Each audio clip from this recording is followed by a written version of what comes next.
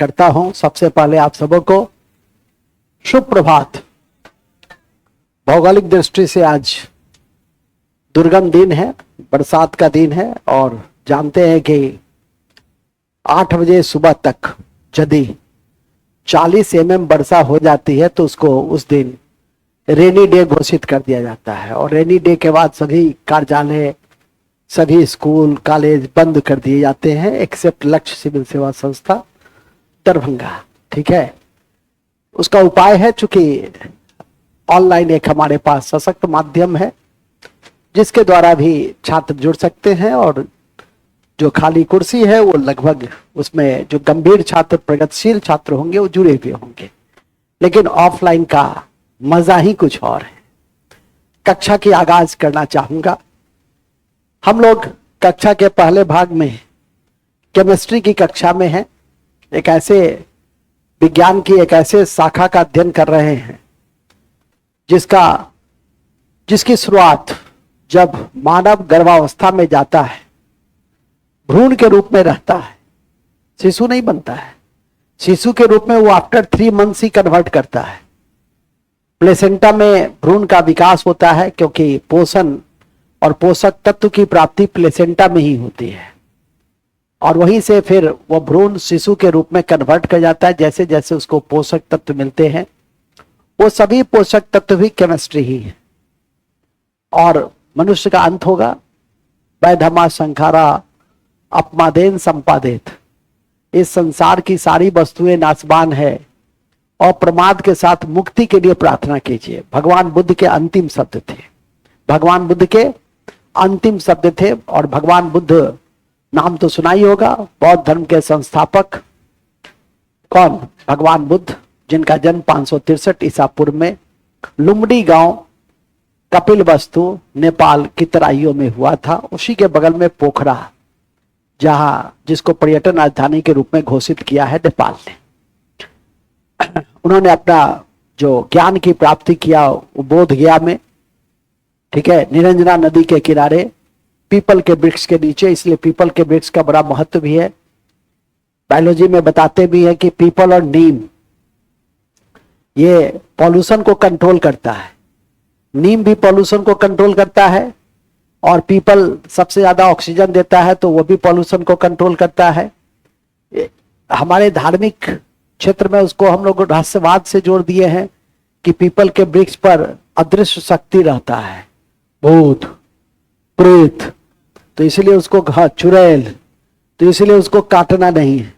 हालांकि मैं इस संभावना से इंकार भी नहीं करता हूं, ये है इसे स्वीकार भी नहीं करता हूं, ये नहीं है इसे भी मैं अस्वीकार नहीं करता हूं। मतलब दोनों के बीच की स्थिति में मैं हूं, क्योंकि कभी इनका दर्शन नहीं हुआ है और नहीं चाहूंगा कि दर्शन हो। लेकिन जो लोक बदंतियां हैं, किंवदंतियां हैं, जो लोग कहते हैं, और ये पंडित जी मेरी बातों पे बार बार ऐसे ऐसे कर रहा है कि सर आप बिल्कुल ठीक कर रहे हैं, ऐसा अस्तित्व है हमारे मंदिर के पिछवाड़े में ही। ऐसे भी भोलेनाथ के मंदिर के पिछवाड़े में ऐसी अदृश्य शक्तियां होती ही हैं। मूल बिंदु पे आ जाइए। खैर, तो हमने अभी बताया कि इनको ज्ञान की प्राप्ति कहाँ हुई थी? ज्ञान की प्राप्ति हुई थी बोध गया में हुई थी। ठीक है, किस नदी के किनारे है? निरंजना, जो अब फल्गु नदी के रूप में हम लोग जानते हैं।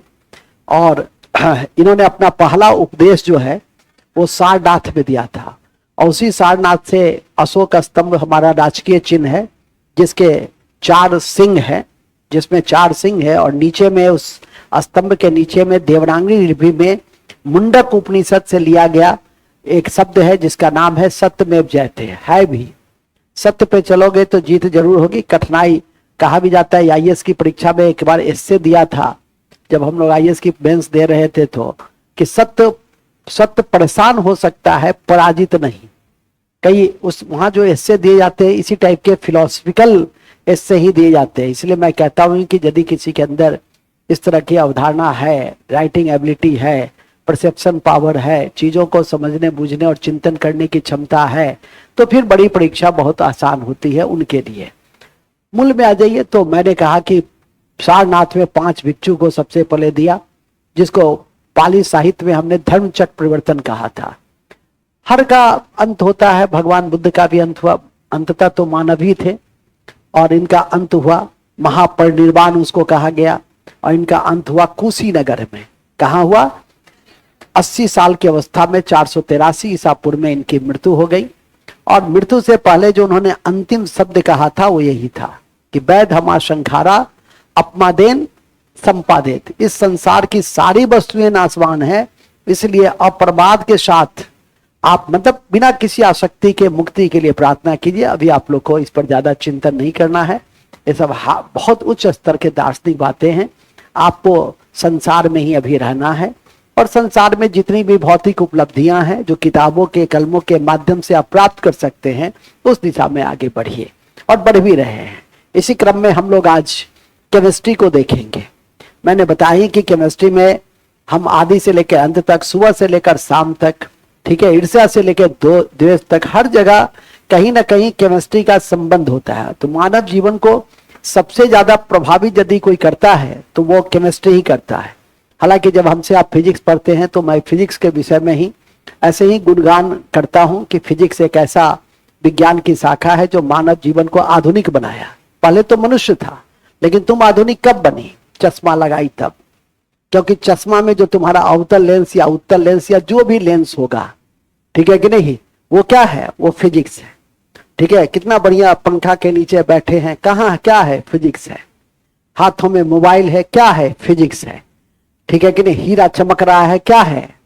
फिजिक्स है। मतलब फिजिक्स का जो, उसी तरह से फिजिक्स का गुणगान गाया जाएगा। खैर अभी हम लोग फिजिक्स में नहीं है, हम लोग अभी केमिस्ट्री में है। केमिस्ट्री का नमक खा रहे हैं, इसलिए केमिस्ट्री की प्रशंसा करनी है। हम लोग केमिस्ट्री में बताया मैंने कि 3 भागों में केमिस्ट्री पढ़ना है मुख्य रूप से, फिजिकल केमिस्ट्री, इनऑर्गेनिक केमिस्ट्री और ऑर्गेनिक केमिस्ट्री। फिजिकल केमिस्ट्री के मुख्यतः 4 भाग हैं। 4 भाग नहीं, 4 चैप्टर हैं। एटॉमिक स्ट्रक्चर है, दूसरा रेडियो एक्टिविटी है, उससे भी ज्यादा महत्वपूर्ण एसिड बेस है, और फिर पीरियोडिक टेबल छोटा सा खंड है। और अन्य में आप केमिकल बॉन्डिंग थोड़ा देख लीजिए, थोड़ा ऑक्सीडेशन रिडक्शन देख लीजिए, टाइप्स ऑफ रिएक्शन देख लीजिए, जो आज हम आपको भाग 2 में बताएंगे।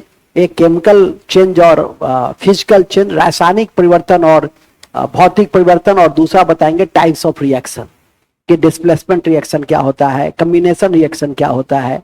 तो ये सबको double reaction, double displacement reaction क्या होता है, तो ये सब जानना चाहिए कि इस कोई रिएक्शन दे देता है और पूछता है कि कौन सा रिएक्शन है, तो थोड़ा सा उसकी समझ आप रख लीजिएगा तो कोई कठिनाई नहीं होगी। तो इस तरह के जो कॉन्सेप्ट है उसको हम लोग आज देखने का प्रयास करेंगे।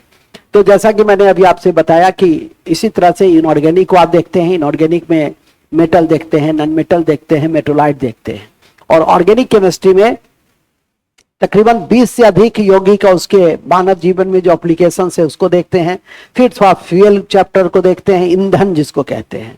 फिर ईंधन के साथ साथ आप एक्सप्लोसिव सब्सटेंस को देखते हैं, कुछ मेडिसिनल पार्ट्स को भी देखने का प्रयास करते हैं। एंटीबायोटिक कौन सा है, नहीं, ट्रैंकुलाइजर के रूप में हम किसका उपयोग करते हैं। ट्रैंकुलाइजर मतलब हुआ कि मानसिक शांति के रूप में, ठीक है, मानसिक शांति। जो पागल कोई व्यक्ति हो जाता है तो उसका मानसिक शमन आवश्यक है, तो हम लोग कौन सी टिकिया देते हैं। हालांकि मैं जब मेडिसिनल चैप्टर पढ़ाता हूं तो विगत 22 साल पहले एक हादसा हो गया कि मैंने सुबह में पढ़ाया और 1-2 दिन के बाद एक लड़का रात में 2 बजे हमको उठा के पूछता है कि सर भाई की तबीयत बहुत खराब है, कौन सी दवा देते। गुस्सा तो इतना आया, लेकिन खैर सहानुभूति भी रखा, कहें कि अरे यार हद करते हो। ठीक है, पूछा कि सर आपको दवा के विषय में बहुत जानकारी है। सो इसके बाद मैं अपनी दवा की जानकारी को बहुत सीमित कर लिया, और अब जो मैं बताता हूं उतना ही बताता हूं जो परीक्षा के दृष्टि से उपयोगी है। ठीक है, पहले अपने डॉक्टर मित्र डॉक्टर पंकज मोहन श्रीवास्तव जी के क्लिनिक पे अक्सर 1 घंटा बैठ जाते थे, तो दवा की जानकारी कुछ विशेष हो गई थी। लेकिन इसका आशय तो यह नहीं कि मास्टर साहब को 2 बजे रात में उठा करके पूछो कि सर माथा बहुत दर्द कर रहा है, माथा है जो दर्द कर रहा है, ठीक है कि नहीं, सो कौन सी दवा लें। तो इसके बाद से मैं काफी परहेज रखता हूं, या उसको नोट में लिखा देता हूं, अन्य बातों में लिखा देता हूं, चैप्टर में नहीं लिखाता हूं। मतलब कोशिश करता हूं कि आप हमें रात के 2 बजे डिस्टर्ब ना करें, मूल बिंदु पे आ जाइए। मूल बिंदु यह है कि जैसा कि मैंने अभी आपसे बताया कि ये सब आपको चैप्टर को देखना है केमिस्ट्री की कक्षा में। हमने केमिस्ट्री की विधिवत शुरुआत कर दी है। केमिस्ट्री में हम सबसे पहले परमाणु संरचना को देखें, एटॉमिक स्ट्रक्चर। और एटॉमिक स्ट्रक्चर में सबसे पहले हमने एटम को देखा, मॉलिक्यूल को देखा, और एटम की कड़ी में दो सिद्धांतकर्ता के विषय में हमने आपको जानकारी दी। एक थे डाल्टन और दूसरे थे रदरफोर्ड। डाल्टन ने जो परमाणु सिद्धांत दिया उसका खंडन रदरफोर्ड ने किया, तो इसके विषय में हमने आपको बताया। फिर इसी कड़ी में हमने परमाणु के जो मौलिक कण हैं, प्रोटॉन, इलेक्ट्रॉन और न्यूट्रॉन, इसके विषय में जानकारी दी। कुछ एंटी पार्टिकल्स के विषय में बताया और छोटी छोटी कई बातों की जानकारी देते हुए कल की कक्षा को मैंने समाप्त किया। हमारी आज की कक्षा atomic number, atomic mass, isotopes, isobar, isotones, iso electronics, उससे जुड़ी हुई है। और फिर भाग 2 में टाइप्स ऑफ रिएक्शन, और जो मैंने अभी आपसे कहा कि केमिकल चेंज और फिजिकल चेंज, उसको भी जानना चाहिए। वो भी आपकी परीक्षा में साधारणतः दिया जाता है कि दही से, दूध से दही बन गया, तो ये कौन सा चेंज होगा, ठीक है कि नहीं। तो इस तरह का केमिकल चेंज क्या होगा, केमिकल चेंज अस्थाई चेंज होता है। दूध से दही बना दिए, दही से दूध बनता है, नहीं बनता है। बात समझ में आ गई कि नहीं। पानी से बर्फ बन गया, अब बर्फ से पानी बन सकता है, ठीक है कि नहीं। तो आशा है समझ रहे होगे। तुमने कोई सब्जी लाया, तरकारी बना दिया, वेजिटेबल्स, ठीक है। अब फिर उस तरकारी को सब्जी में बदल दोगे, तो आशा है समझ गए होगे, ठीक है। इसी को थोड़ा सा लिखा देना है, इसी को समझा बुझा देना है थोड़ा डिफिनीशन में। हालांकि सब कुछ समझते ही हो, लेकिन फिर भी थोड़ा सा जब पढ़ना है तो उसको विधिवत तरीके से हम लोग पढ़ लेंगे, आगे बढ़ेंगे। सबसे पहले लिखेंगे परमाणु संरचना भाग 2, एटॉमिक नंबर।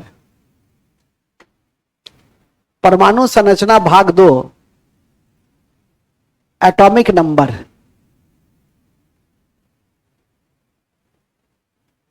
एटॉमिक नंबर,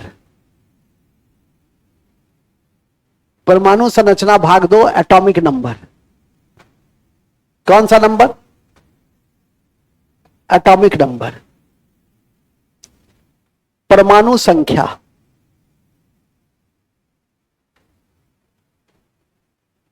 परमाणु संख्या,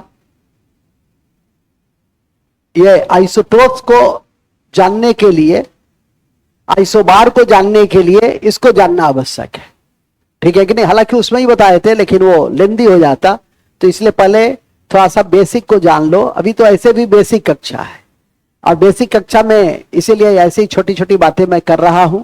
तो लिखेंगे एटॉमिक नंबर। क्या होता है एटॉमिक नंबर, क्या होता है एटॉमिक नंबर। यदि सोडियम का एटॉमिक नंबर कितना होता है, 11, ठीक है। सोडियम का एटॉमिक नंबर क्या होता है, 11। तो सोडियम के एटॉमिक नंबर 11 होंगे, तो परमाणु के उसमें प्रोटॉन की संख्या कितनी होगी, 11। इलेक्ट्रॉन की संख्या कितनी होगी, 10 होगी, ठीक हो। नहीं, बरसात में कहीं ऐसा तो नहीं कि मदहोश हो गए हो, ठीक है। तो 11। लेकिन न्यूट्रॉन की संख्या कितनी होगी, न्यूट्रॉन की संख्या 0, ठीक है कि नहीं, 22 होगी, ठीक है। न्यूट्रॉन की संख्या कितनी होगी, सो बताओ कोई आदमी, केमिस्ट्री ऑनर्स है कोई। हाँ, 12, वेरी गुड। सोडियम का कल बताए थे ना कि 1 से लेकर 30 तक लिख लीजिएगा, और सोडियम का एटॉमिक नंबर अपने आप आ जाएगा 11, Na से डिनोट करते हैं, 11 और 23। और न्यूट्रॉन की संख्या इस दोनों में से क्या करते हैं, माइनस करते हैं। 23 माइनस 11 कितना हो जाएगा, 12। तो लिखिए परमाणु संख्या। परमाणु संख्या में लिखिए, परमाणु संख्या के माध्यम से, परमाणु संख्या के माध्यम से परमाणु के नाभिक में उपस्थित, परमाणु के नाभिक में उपस्थित, परमाणु के नाभिक में उपस्थित प्रोटॉन की कुल संख्या, प्रोटॉन की कुल संख्या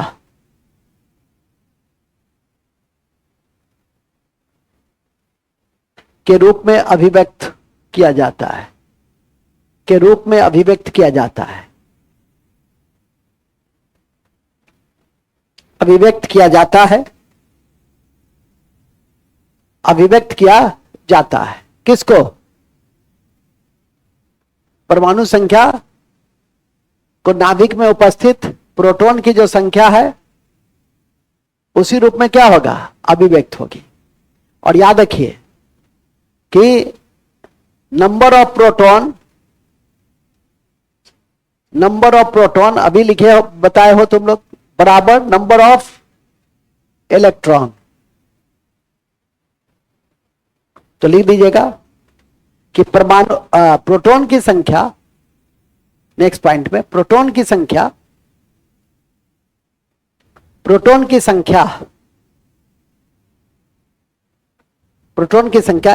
की संख्या के बराबर होती है, इलेक्ट्रॉन की संख्या के बराबर होती है। तो पहले एटॉमिक नंबर जेड से डिनोट करते हैं, तो जेड बराबर क्या हो जाएगा, पी। अब पी बराबर ई, पी बराबर ई। जेड क्या है, एटॉमिक नंबर है। जेड क्या है, एटॉमिक नंबर है। ठीक है, हम आपसे जानना चाहेंगे 1 से लेकर 5 तक, 5 से लेकर 10 तक, 10 से लेकर 15 तक। तो एक एक करके देखेंगे, इसी से पहले पूछते हैं 1 से लेकर 5 तक बताओ। वेरी गुड, बैठो। तुम बताओ 6 से 10 तक, कार्बन, नाइट्रोजन, ऑक्सीजन,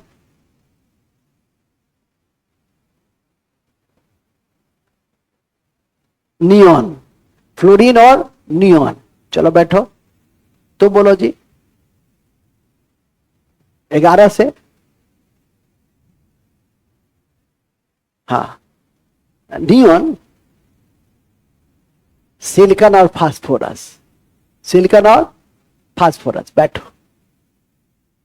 15 नहीं, 15 तक तो बता दिया ना। 16 से 20 सल्फर, क्लोरीन, आर्गन, पोटासियम और कैल्शियम। पोटासियम का प्रतीक चिन्ह क्या होता है, तुमसे पूछे, खड़ी हो तुम ही ना बोली हो, कहे ना बीच में हुल्ले रे नहीं करने के लिए। तुम बैठ जाओ, मिल गई हमको मिल गई, गड्ढा से मिल जाता है। ठीक है, हम तो ऐसे करके दिए। हम तुम लोग को छेड़ भी रहे थे। कल मैं जा रहा था तो कोई साइकिल के पास हम देखे नहीं, कौन बोल रही थी कि जा सर को छेड़ के दिखाओ ना। वो लड़की दूसरे लड़की को कह रही थी कि जा सर को बहुत छेड़ती है हमको, जैसा सर को छेड़ के दिखाओ ना, समझ में आ जाएगा। ठीक है कि नहीं? तो यही बोल रही होगी, क्योंकि इसी ने कल हमको छेड़ा था किसी पीपीएलओ में, है ना, पीपीएलओ। चलो खैर, पीपीएलओ की कहानी बायोलॉजी में। अभी बताओ तुम ये कि सबसे क्रियाशील धातु कौन सा, कल यूट्यूब लाइव में हमने सॉल्व भी करवाया है। सबसे क्रियाशील धातु कौन सा है, देखी थी ना? फुर्सत नहीं मिला था सर, तब किसके लिए है वो, खत्म।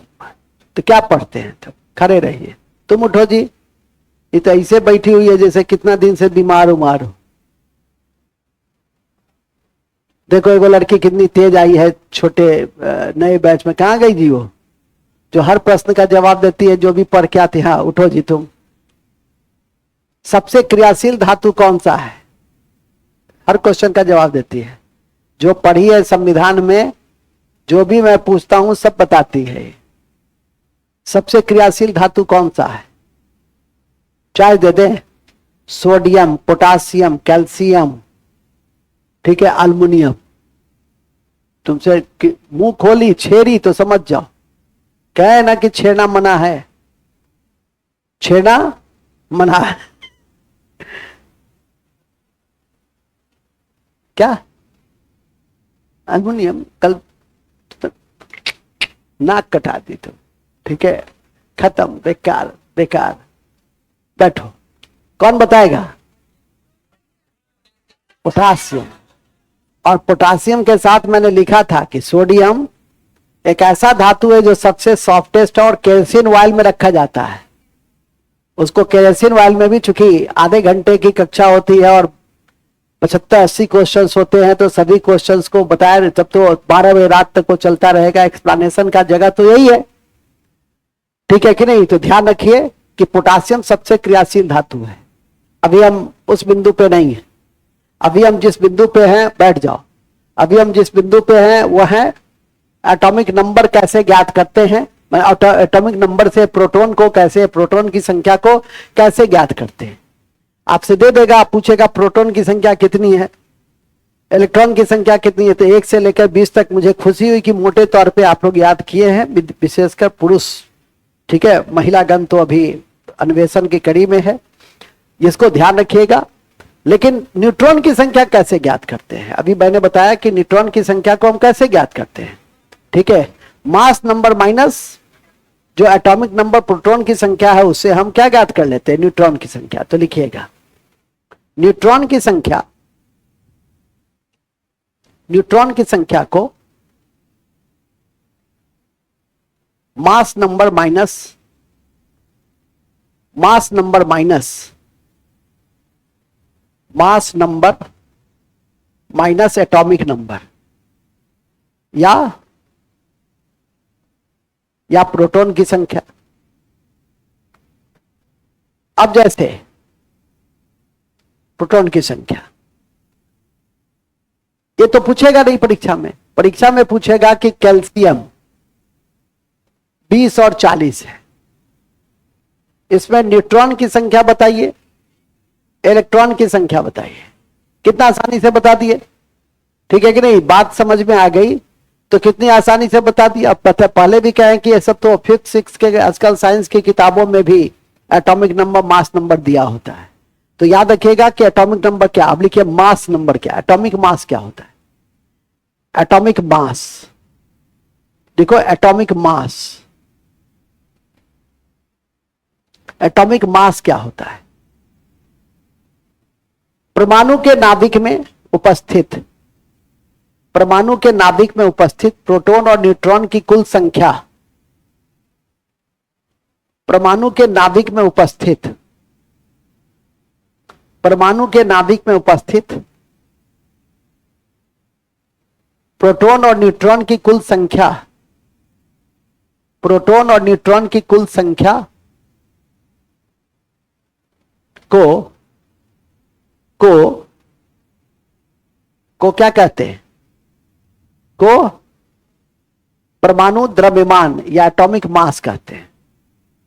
परमाणु द्रव्यमान या एटॉमिक मास कहते हैं, एटॉमिक मास कहते हैं।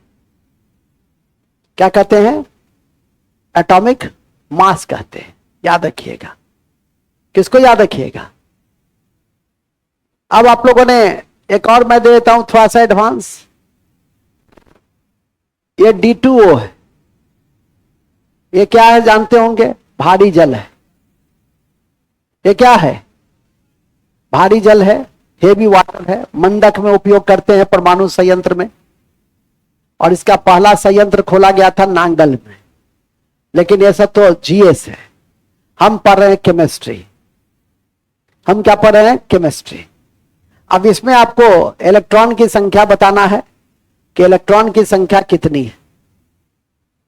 DTO में इलेक्ट्रॉन की संख्या बताइए कितनी है। अभी तक तो कैल्शियम और सोडियम के आलोक में पढ़ा। D2O में कितना होगा,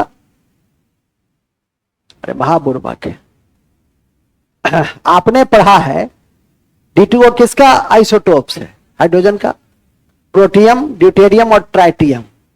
तो एटॉमिक नंबर तो एक ही रहेगा, ठीक है कि नहीं। तो 1 × 2 2, और ऑक्सीजन का एटॉमिक नंबर 8, तो कितना हो जाएगा 10। तो इसका टोटल कितना हो जाएगा 10। तो 10 क्या, प्रोटॉन की संख्या, प्रोटॉन की संख्या बराबर इलेक्ट्रॉन की संख्या, खत्म हो गए, ठीक है कि नहीं। तो इस तरह से भी आपके सवाल परीक्षा में दिए जा सकते हैं, और ये कठिनतम सवाल में है। हालांकि आगे आप आइसोटोप्स पढ़िएगा कि हाइड्रोजन एकमात्र ऐसा तत्व है जिसके 3 समस्थानिक आइसोटोप्स होते हैं, और तीनों का नाम अलग अलग होता है, ठीक है। पहला प्रोटियम, दूसरा ड्यूटेरियम और तीसरा ट्राइटियम। ये तीनों का अलग अलग नाम है, और इसको याद करके आपको रखना है। लिख देंगे इसको, ऐसे लिखिए D2O लिख लीजिए पहले उदाहरण में, D2O, D2O, D2O लिख दीजिए, ठीक है। चलिए अब आ जाइए आइसोटोप्स। अब सीधे हम चलते हैं अपने मूल बिंदु पे, आइसोटोप्स में। देखिए आइसोटोप्स, आइसोटोप्स बेसिक बातें जब क्लियर हो गई तो हम लोग आइसोटोप्स, हिंदी में उसको कहते हैं समस्थानिक। कितना तेज है ये तो, भावना जी की आवाज लग रही है। कहां हो भावना, मेरे पास आओ, जगह नहीं है क्या? हम बोले थे किस परिस्थिति में बोले थे, ठीक है कि नहीं? हद करते हो, आ जाओ आगे आ जाओ। तुम्हें ना देखूं तो चैन मिलता नहीं है, इधर आओ। कितना खुश हो गया सो देखो, इधर आना। नहीं है तो सोफा है ना जी, आज बच्चा भी नहीं है, बैठ जाओ। बहुत कमजोर था पढ़ने में, देखो अब बताता है। बैठो, अब बड़ा अच्छा टी शर्ट पहन के आए हो, ठीक है। कहां थे हम लोग? हम लोग बड़े अच्छे जगह पे थे, हम लोग आइसोटोप्स में थे, ठीक है। तो आइसोटोप्स क्या होता है, समस्थानिक क्या होता है? नाम ही से स्पष्ट है, दो भाग में आइसोटोप्स बटा हुआ है। सेम अ प्लेस, तो सेम प्लेस कब रहेगा? टोप्स का मतलब होता है प्लेस।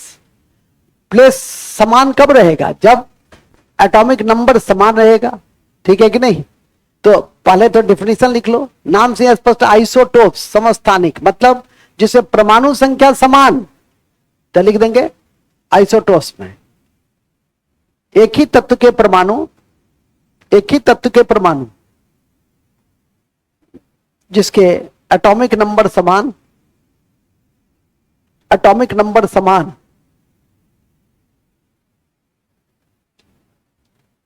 लेकिन द्रव्यमान संख्या, मास नंबर अलग अलग होती है। मास नंबर अलग अलग होती है, मास नंबर अलग अलग होती है, मास नंबर अलग अलग होती है, तो समस्थानिक कहलाता है, समस्थानिक कहलाता है, समस्थानिक कहलाता है। आप लोग के स्तर की परीक्षा में पूछा भी गया हुआ है कई बार कि समस्थानिक में निम्नलिखित में से किसमें भिन्नता पाई जाती है? प्रोटॉन की संख्या में, इलेक्ट्रॉन की संख्या में, न्यूट्रॉन की संख्या में। कहा नहीं जा सकता है, केमिस्ट्री चुप है। किसमें? इलेक्ट्रॉन, न्यूट्रॉन की संख्या में। किस में पाई जाती है? लेकिन याद रखिएगा, सबका केमिकल प्रॉपर्टी समान ही रहेगा। प्रोटियम हो कि ड्यूटेरियम हो कि ट्राइटियम हो, रासायनिक विशेषता तीनों के समान होंगे, लेकिन भिन्नता कहां होगी? न्यूट्रॉन में। तो लाल कलम से नोट लिखेंगे अच्छे से। समस्थानिक में, समस्थानिक में, समस्थानिक में न्यूट्रॉन की संख्या में भिन्नता पाई जाती है, न्यूट्रॉन की संख्या में भिन्नता पाई जाती है, लेकिन लेकिन लेकिन रासायनिक विशेषता समान होती है, रासायनिक विशेषता समान होती है, रासायनिक विशेषता समान होती है। ये तो पूछेगा नहीं, कभी कभार सामान्यतया जो पूछे जाते हैं वो हाइड्रोजन के समस्थानिक ही पूछे जाते हैं। उदाहरण के तौर पर लिखेंगे हाइड्रोजन सबसे हल्का गैस है, लिखेंगे हाइड्रोजन सबसे हल्का गैस है, सबसे हल्का गैस है लेकिन ज्वलनशील है। लेकिन ज्वलनशील है, भविष्य का ईंधन है। ज्वलनशील है, फ्लेमेबल अंग्रेजी में कहते हैं।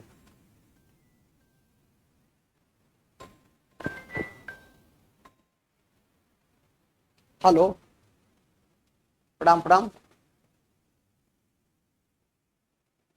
अभी रखिए, क्लास में हेल्प चल।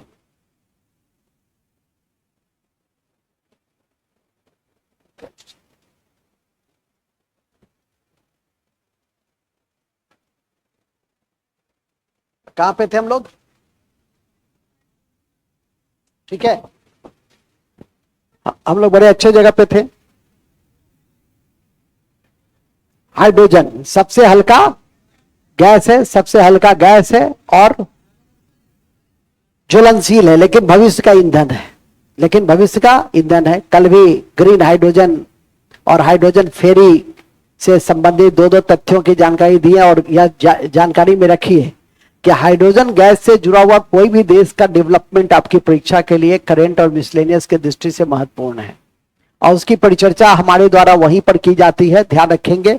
ठीक है, या करंट की कक्षा में स्वाभाविक तौर पर, या तो यूट्यूब लाइव में, या करंट की कक्षा में की जाती है। यूट्यूब लाइव में तो कई बार उन चीजों की रिवीजन भी है, तो जो गंभीरता पूर्वक, जैसे यह बच्चा गंभीरता पूर्वक करता है, बीपीएससी के कई लड़के उसको गंभीरता पूर्वक करते हैं, तो जो करते हैं वो आगे बढ़ेंगे, लेकिन जो नहीं करते हैं वो तो समझते ही हैं। अब आपको डंडा से तो पढ़ाया नहीं जा सकता, ये तो अपना कंसंसनेस होना चाहिए। ये बच्ची भले ही जवाब नहीं दी, लेकिन देखती है, ठीक है कि नहीं?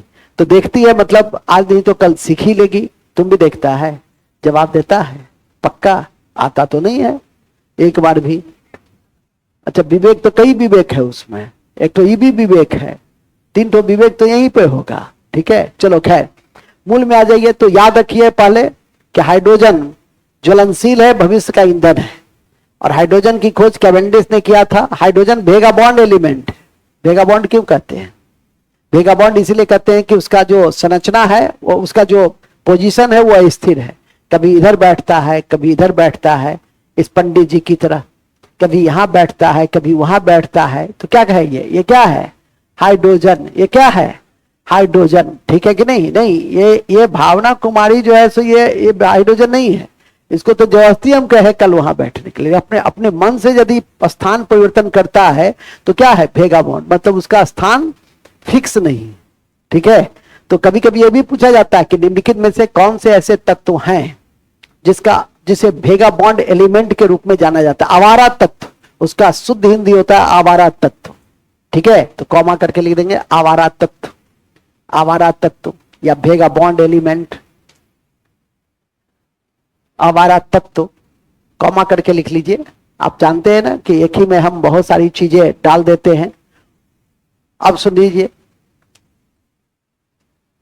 ठीक है, क्लियर? आवारा तत्व हो गया, कॉमा।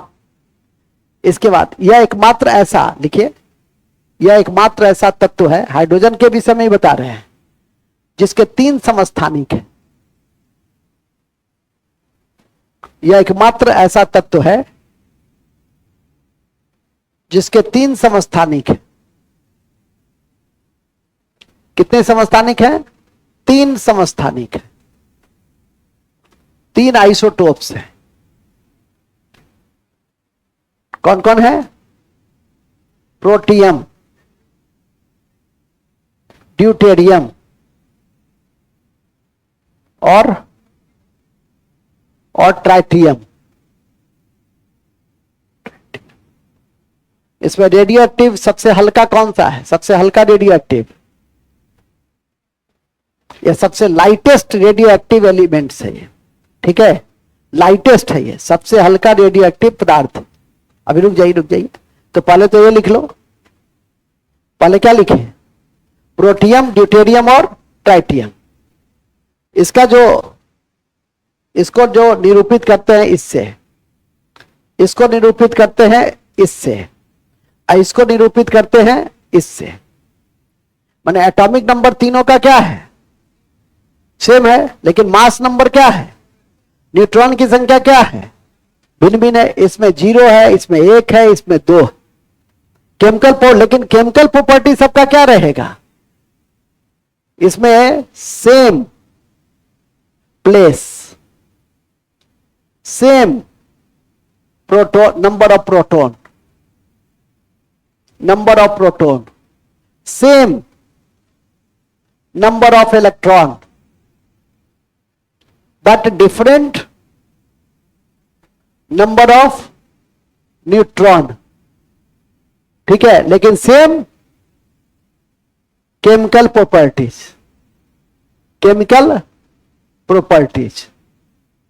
ये भी आपकी परीक्षा में डाल सकता है। प्रॉपर्टीज ये भी आपकी परीक्षा में डाल सकता है कि निम्नलिखित में से कौन से तत्व में भिन्नता है, तो न्यूट्रॉन एक ही में कंप्लीट हो जाएगा।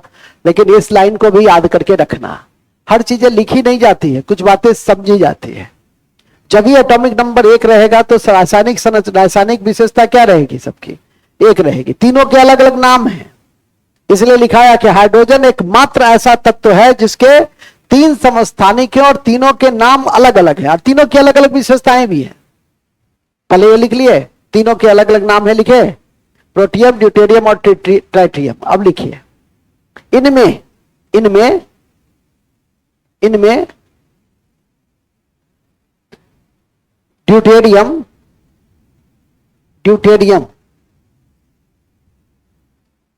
ड्यूटेरियम ऑक्सीजन से अभिक्रिया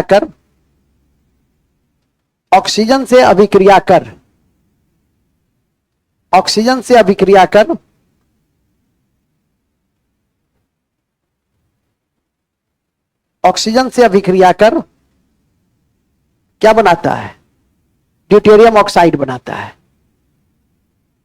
ड्यूटेरियम ऑक्साइड बनाता है। ड्यूटेरियम ऑक्साइड बनाता है।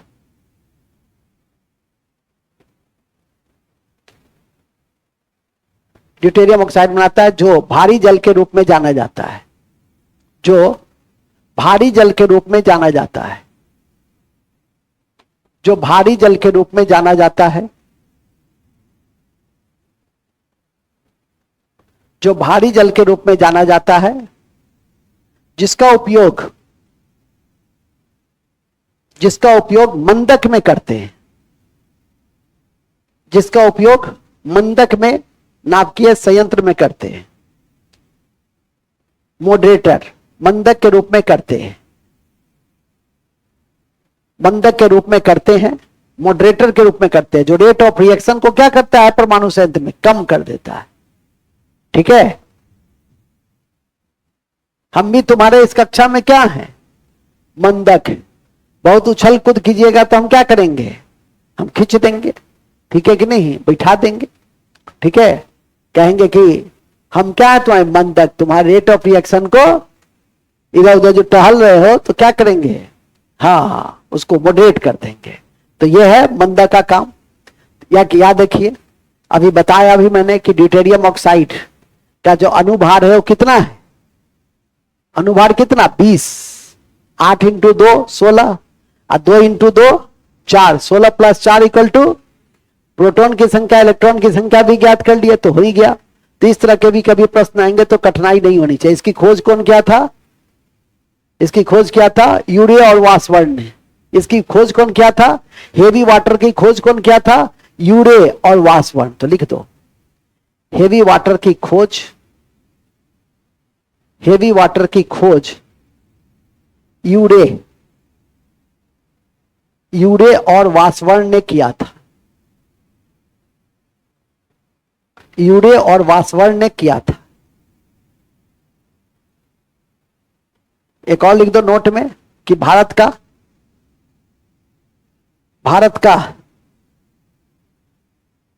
पहला संयंत्र, भारी जल का संयंत्र नांगल में बनाए गए थे, नांगल में बनाए गए थे, नांगल में बनाया गया था। कहां बनाया गया था, नांगल में बनाया गया था। चलो, अब आपकी परीक्षा में दे दे कि निम्नलिखित में से ये D2O, ये जो D2O है, ये D2O जो बना है ये किस प्रकार का रिएक्शन है, ये है कॉम्बिनेशन रिएक्शन है। संयोजन प्रतिक्रिया है। एक या दो या उससे अधिक तत्व जब संयोग करते हैं और नया यौगिक बनाते हैं तो उसको हम संयोजन प्रतिक्रिया कहते हैं, कॉम्बिनेशन रिएक्शन कहते हैं। तो देता है जो परीक्षा में आप लोग नर्वस हो जाते हैं कि दे दिया यही रिएक्शन और नीचे दे दिया कि निम्नलिखित में से कौन सा रिएक्शन है, कॉम्बिनेशन रिएक्शन, डिस्प्लेसमेंट रिएक्शन, उदासीन रिएक्शन, चार दे दिया। आप लोग बेहोश हो गए कि बाप कुछ नहीं है। जैसे ही दो तत्व मिल गया तो क्या बन गया, नया कंपाउंड।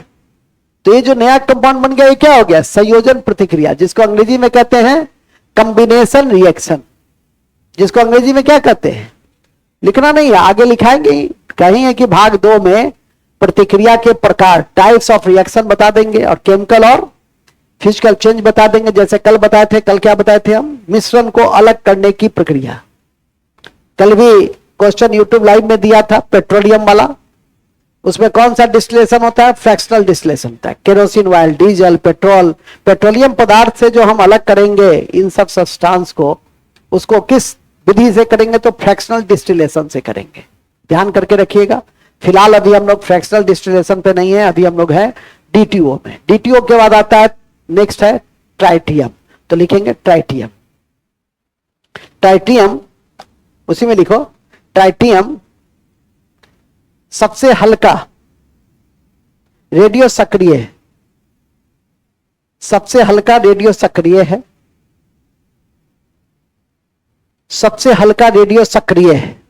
कौन, ट्राइटियम। मतलब यदि आपसे पूछे कि हाइड्रोजन का कौन सा आइसोटोप्स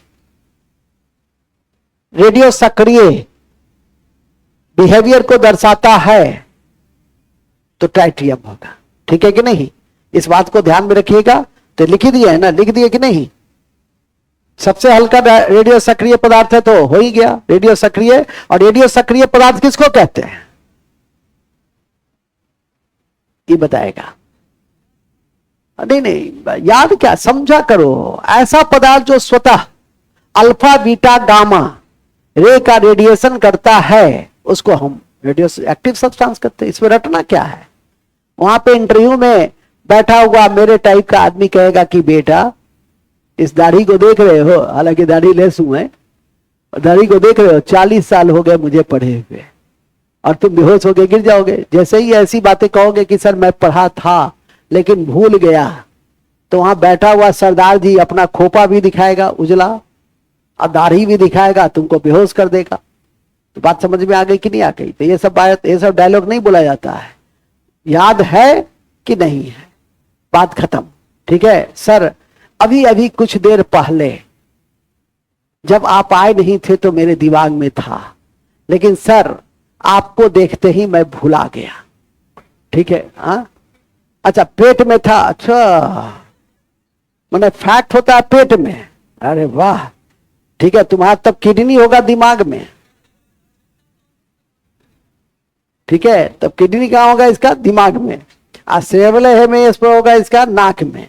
ठीक है, अलग अलग जगह पे रहता है, इसका अंगों का डिस्प्लेसमेंट हो गया है। चलो खैर, एक इंपॉर्टेंट बातें बता रहे हैं कि हाइड्रोजन समझ में आ गई ना। हाइड्रोजन के 3 समस्थानिक हैं और तीनों के नाम क्या हैं, अलग अलग है।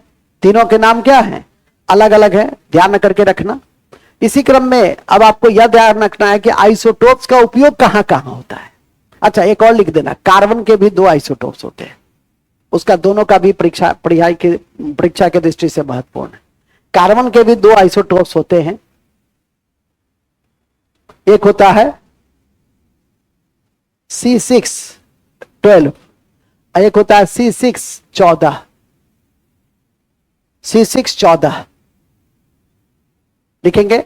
C614 का उपयोग, C614 का उपयोग किसी वस्तु को ज्ञात करने में किया जाता है। C614 का उपयोग किसी वस्तु को ज्ञात करने में किया जाता है,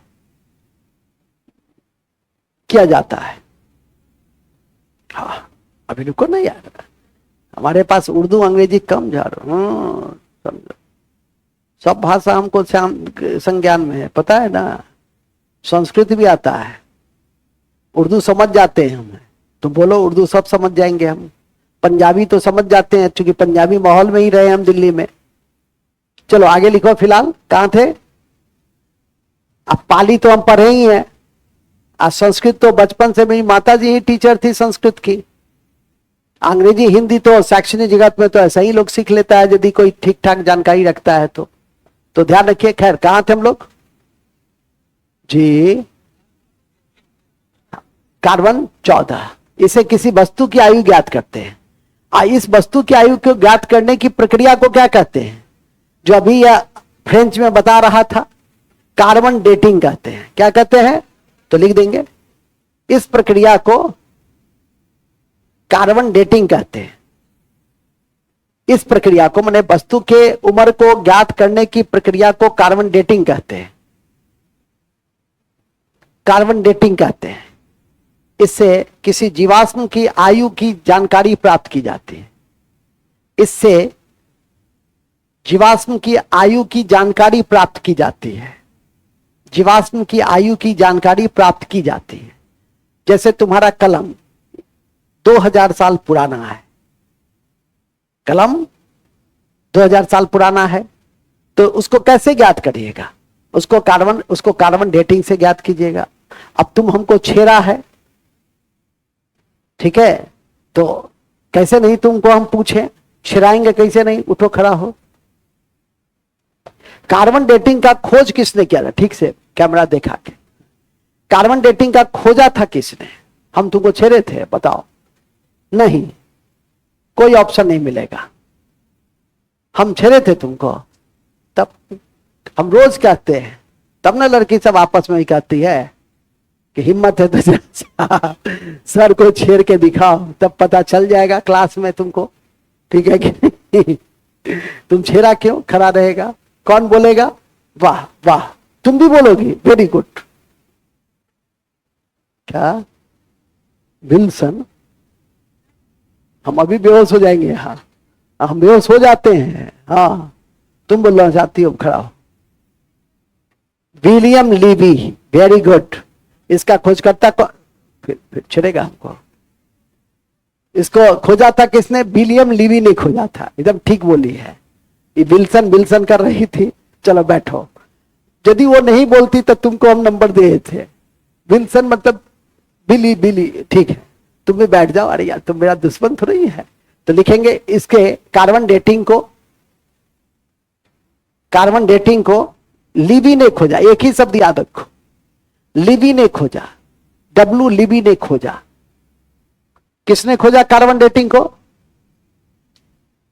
कार्बन डेटिंग को किसने खोजा, डब्ल्यू लीवी ने खोजा, विलियम लीवी ने खोजा। विलियम लीवी ने खोजा। कमलेश जी कहीं हैं तो आ जाएंगे, कमलेश जी जहां भी हो आ जाएंगे, ठीक है। चलिए, खैर कहां थे हम लोग। विलियम लीवी ने खोजा। किसने खोजा, अब ये तो पूरा छेड़ा था हमको, ये थोड़ा सा छेड़ रहा था। तुम खड़ा हो। स्टडी ऑफ फॉसिल्स, फॉसिल्स की आयु पता लगाते हैं। स्टडी ऑफ फॉसिल्स को क्या कहते हैं, क्योंकि परीक्षा के लिए इंपॉर्टेंट है, इसीलिए हम तुमसे पूछ रहे हैं। ये सब तो हंसने हंसाने की भाग है कि हम तुमको छेड़ा, तुम हमको छेड़ा, कक्षा को थोड़ा सा सरस बनाने के लिए। चलो बताओ, स्टडी ऑफ फॉसिल्स को क्या कहते हैं। अरे कार्बन का जमाना गया, खत्म। हम पूछ रहे हैं स्टडी ऑफ फॉसिल्स को क्या कहते हैं। कौन बोलेगा इसमें से कोई बोलेगा। बायोलॉजी में पढ़ाते भी हैं स्टडी ऑफ फॉसिल्स, तुम बोलोगे तो बस कलकत्ता अधिवेशन तक ही तो हाँ, इसको पॉलिंटोलॉजी कहते हैं। इसको क्या कहते हैं, पॉलिंटोलॉजी कहते हैं, ठीक है। तो वो भी लिख लो, बैठो। जीवाश्म के अध्ययन को नोट में लिख दो, नोट में लिखो ना। जीवाश्म के अध्ययन को पॉलिंटोलॉजी कहा जाता है, पॉलिंटोलॉजी कहा जाता है। पॉलिंटोलॉजी कहा जाता है, पॉलिंटोलॉजी कहा जाता है। फिर लिख लो सुंदर हैंडराइटिंग में, फिर नेक्स्ट कॉपी में लिखना। ये कितना कॉपी हो गया, तीसरा कि चौथा? ठीक है सब। अरे हमेशा ऐसे ही, एक तथ्य कम की एक तथ्य ज्यादा। अभी इंटरेक्शन हो गया तो कुछ एक बातें ज्यादा हो गई, इंटरेक्शन कम हुआ तो एक बातें कम हो गई। सीधी सी बात है। लड़का यदि इंटरेक्ट कर रहा है तो ज्यादा मास्टर को बताने में मजा आता है, भले गलत बोल रहा है कोई बात नहीं, तो सिखा देंगे कि सही बोलो। ठीक है, अब आ जाओ। अब समस्थानिक का उपयोग कहां कहां करते हैं? कार्बन का तो हो गया, कार्बन के भी दो हैं, लेकिन जिस कार्बन का डेटिंग के रूप में इस्तेमाल करते हैं उस कार्बन का मास नंबर 14 है, C614। इसका हम उपयोग करते हैं कार्बन डेटिंग में। इसलिए परीक्षा में पूछा भी जाता है कि कार्बन डेटिंग का इस्तेमाल निम्नलिखित में से करते हैं, तो इस पे करते हैं। कार्बन डेटिंग को किसने खोजा? इसने खोजा, लिबी ने खोजा। कार्बन डेटिंग से क्या ज्ञात करते हैं? तो किसी भी वस्तु की आयु ज्ञात करते हैं। तीन बातें याद रखना। पानी की आयु ज्ञात करते हैं किससे? पानी की आयु ज्ञात करते हैं ट्राइटियम से। वस्तु की आयु ज्ञात करते हैं कार्बन से। पृथ्वी की आयु ज्ञात करते हैं यूरेनियम डेटिंग से। और वृक्ष की आयु ज्ञात करते हैं एनुअल रिंग से। एनुअल रिंग से किसी वृक्ष की आयु ज्ञात करते हैं। अभी पूछेगा कि सर मनुष्य की, मेरी तरह के मनुष्य की आयु कैसे ज्ञात कीजिएगा? तुम्हारा दांत से या तुम्हारे बाल से। दांत टूट गया तो उम्र ज्यादा, बाल पक गया तो उम्र ज्यादा, तो तुम्हारा भी आयु ज्ञात हो गया। ठीक है कि नहीं? बात समझा? हालांकि आजकल विटामिन बी की कमी से बाल सफेद होना एक सामान्य घटना है। ठीक है, तो दांत टूटना ये एकदम पक्का है अभी भी। लेकिन अब कम उम्र में ही दांत टूट जाता है। आप यदि वो क्या कहते हैं जी, नहीं जो आजकल चलता है शिखर, हाँ अच्छा, रजनीगंधा, हाँ तुलसी, अच्छा राजनिवास, हाँ सुगंधी कुछ और है। ठीक है, बारातियों का स्वागत रजनीगंधा से होगी। ठीक है, चलो खैर, तो उसके कारण भी दांत टूटता है। लेकिन सामान्यतः दांत टूटना से पता चल जाता है कि मनुष्य की आयु अधिक है। यहां पे चार बातें मैंने बताई, नोट में लिखो। वृक्ष की आयु, बुढ़ापा आ गया है, वृक्ष की आयु एनुअल रिंग से ज्ञात करते हैं, बलय रिंग से। एनुअल रिंग, एनुअल एग्जामिनेशन नहीं पढ़े थे? एनुअल रिंग से ज्ञात करते हैं। एनुअल रिंग, वार्षिक वलय हिंदी में उसको कहते हैं। लेकिन कहें ना विज्ञान में अंग्रेजी शब्द का ज्यादा प्रयोग हम करेंगे, वार्षिक वलय लिखेंगे तो फिर कठिनाई होगी। एनुअल रिंग से करते हैं। नोट नंबर टू, पृथ्वी की आयु यूरेनियम डेटिंग से की जाती है। यूरेनियम डेटिंग से की जाती है। यूरेनियम डेटिंग से की जाती है। यूरेनियम डेटिंग से की जाती है।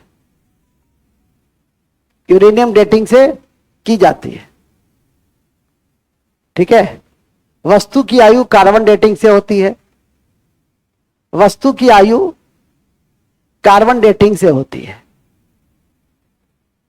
जबकि पानी का आयु ट्राइटियम से की जा सकती है। पानी की आयु ट्राइटियम से की जा सकती है। पानी की आयु ट्राइटियम से की जा सकती है।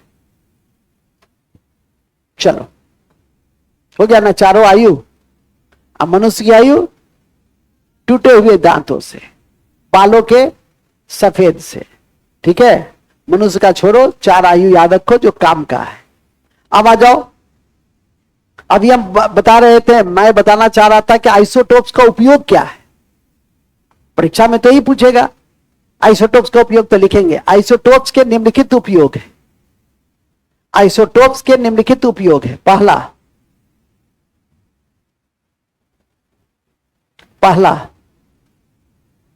पहला है ये सब का, ये जो अभी लिखे हैं वस्तु से लेकर पृथ्वी तक की आयु, ये भी तो आइसोटोप्स ही है। तो लिख देंगे आयु पता लगाने में, वस्तु की आयु पता लगाने में, आयु पता लगाने में।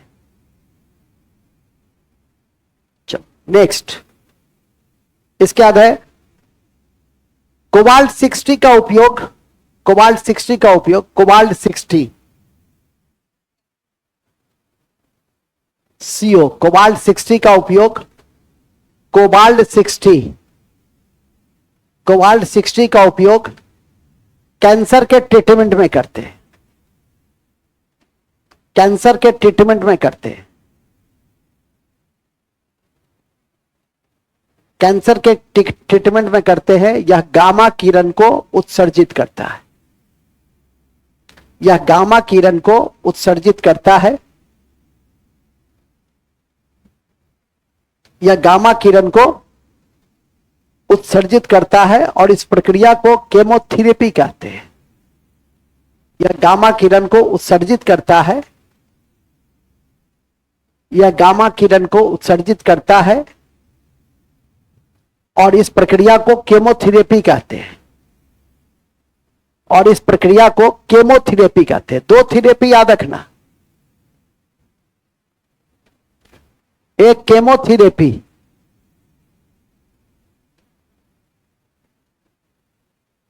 एक केमोथेरेपी याद रखना। तो कोबाल्ट 60 किसको, गामा रे को क्या करता है, उत्सर्जित करता है। तो केमोथेरेपी में किसका उपयोग होगा, इसलिए परीक्षा में पूछता है कि केमोथेरेपी में निम्नलिखित में से किस रे का इस्तेमाल किया जाता है। तो गामा, कोबाल्ट 60। और दूसरा है रेडियोथेरेपी, दूसरा क्या है, रेडियोथेरेपी, रेडियोथेरेपी, रेडियोथेरेपी, इसमें एक्सरे का यूज होता है। रेडियोथेरेपी में किसका उपयोग होता है, एक्सरे का। एक्सरे का खोजकर्ता कौन है, रुंटगेन। तो लिख देंगे रेडियोथेरेपी में एक्सरे का इस्तेमाल करते हैं। और इस कड़ी में दो आइसोटोप्स महत्वपूर्ण है, और इस कड़ी में दो आइसोटोप्स महत्वपूर्ण है, दो आइसोटोप्स महत्वपूर्ण है। इस कड़ी में दो आइसोटोप्स महत्वपूर्ण है। पहला, पहला सोडियम 24, इसका एग्जाम्पल कौन है, सोडियम 24 और फास्फोरस 32। सोडियम 24, सोडियम 24 और फास्फोरस 32। इसी दिन के लिए ना कहे थे कि पी, जो नहीं समझेगा पी मतलब क्या, इसी के लिए ना कहे थे 1 से लेकर 30 तक नोट कर लेना एटॉमिक नंबर के साथ, प्रतीक चिन्हों के साथ, कि जब आगे पढ़िएगा तो आपको किसी प्रकार की कोई कठिनाई नहीं होगी। तो पी मतलब फास्फोरस, फास्फोरस 32 और सोडियम 24, इस दोनों का उपयोग किसमें करते हैं, रेडियोथेरेपी में करते हैं। और सोडियम 24 का उपयोग हम लोग रक्त का थक्का, ब्लड क्लोटिंग को ठीक करने में, ब्लड क्लोटिंग को,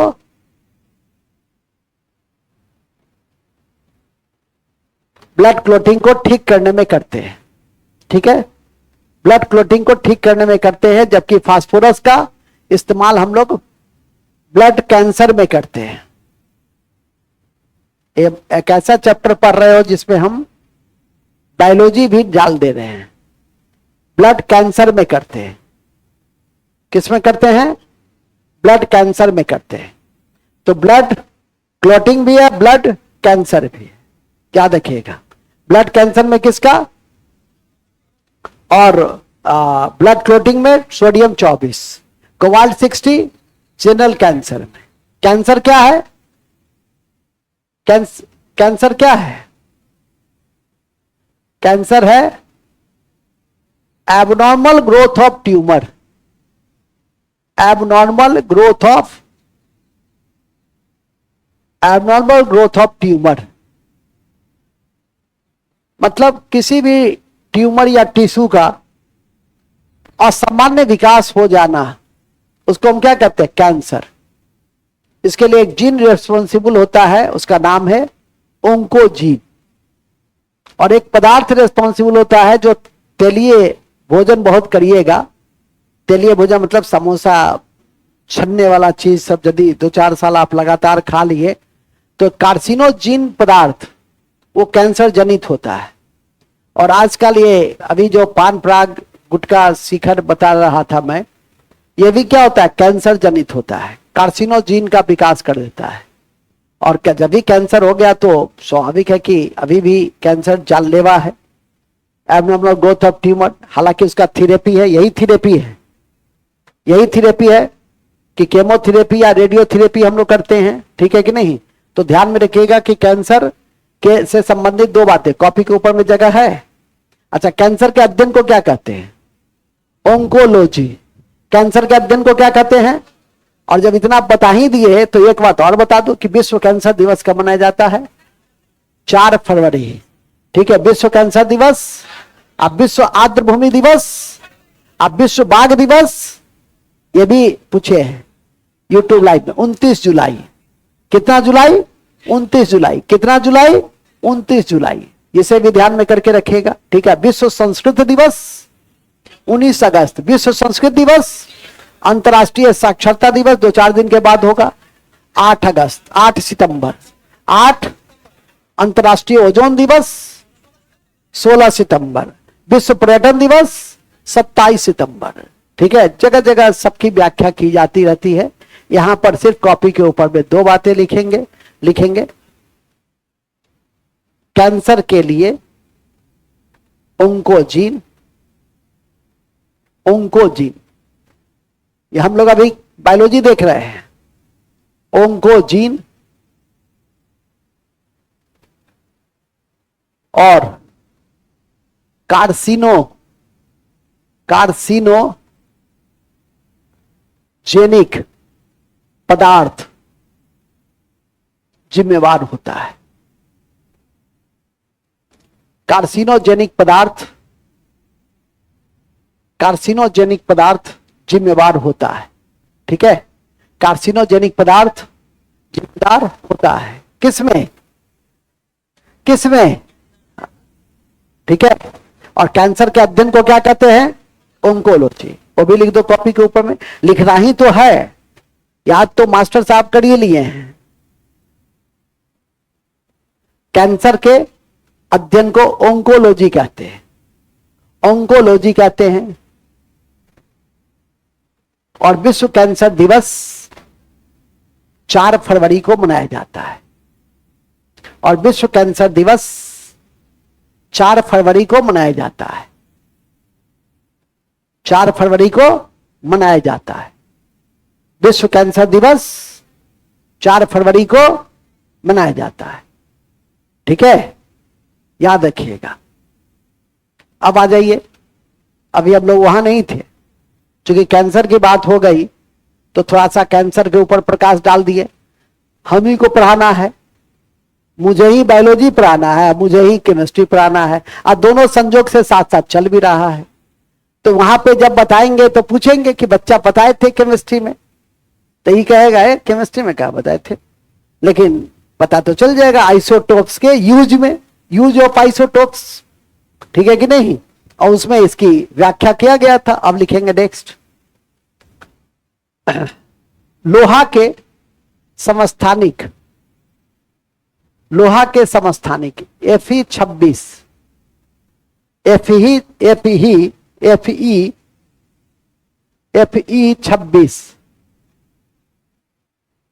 Fe26 का उपयोग एनीमिया में करते हैं।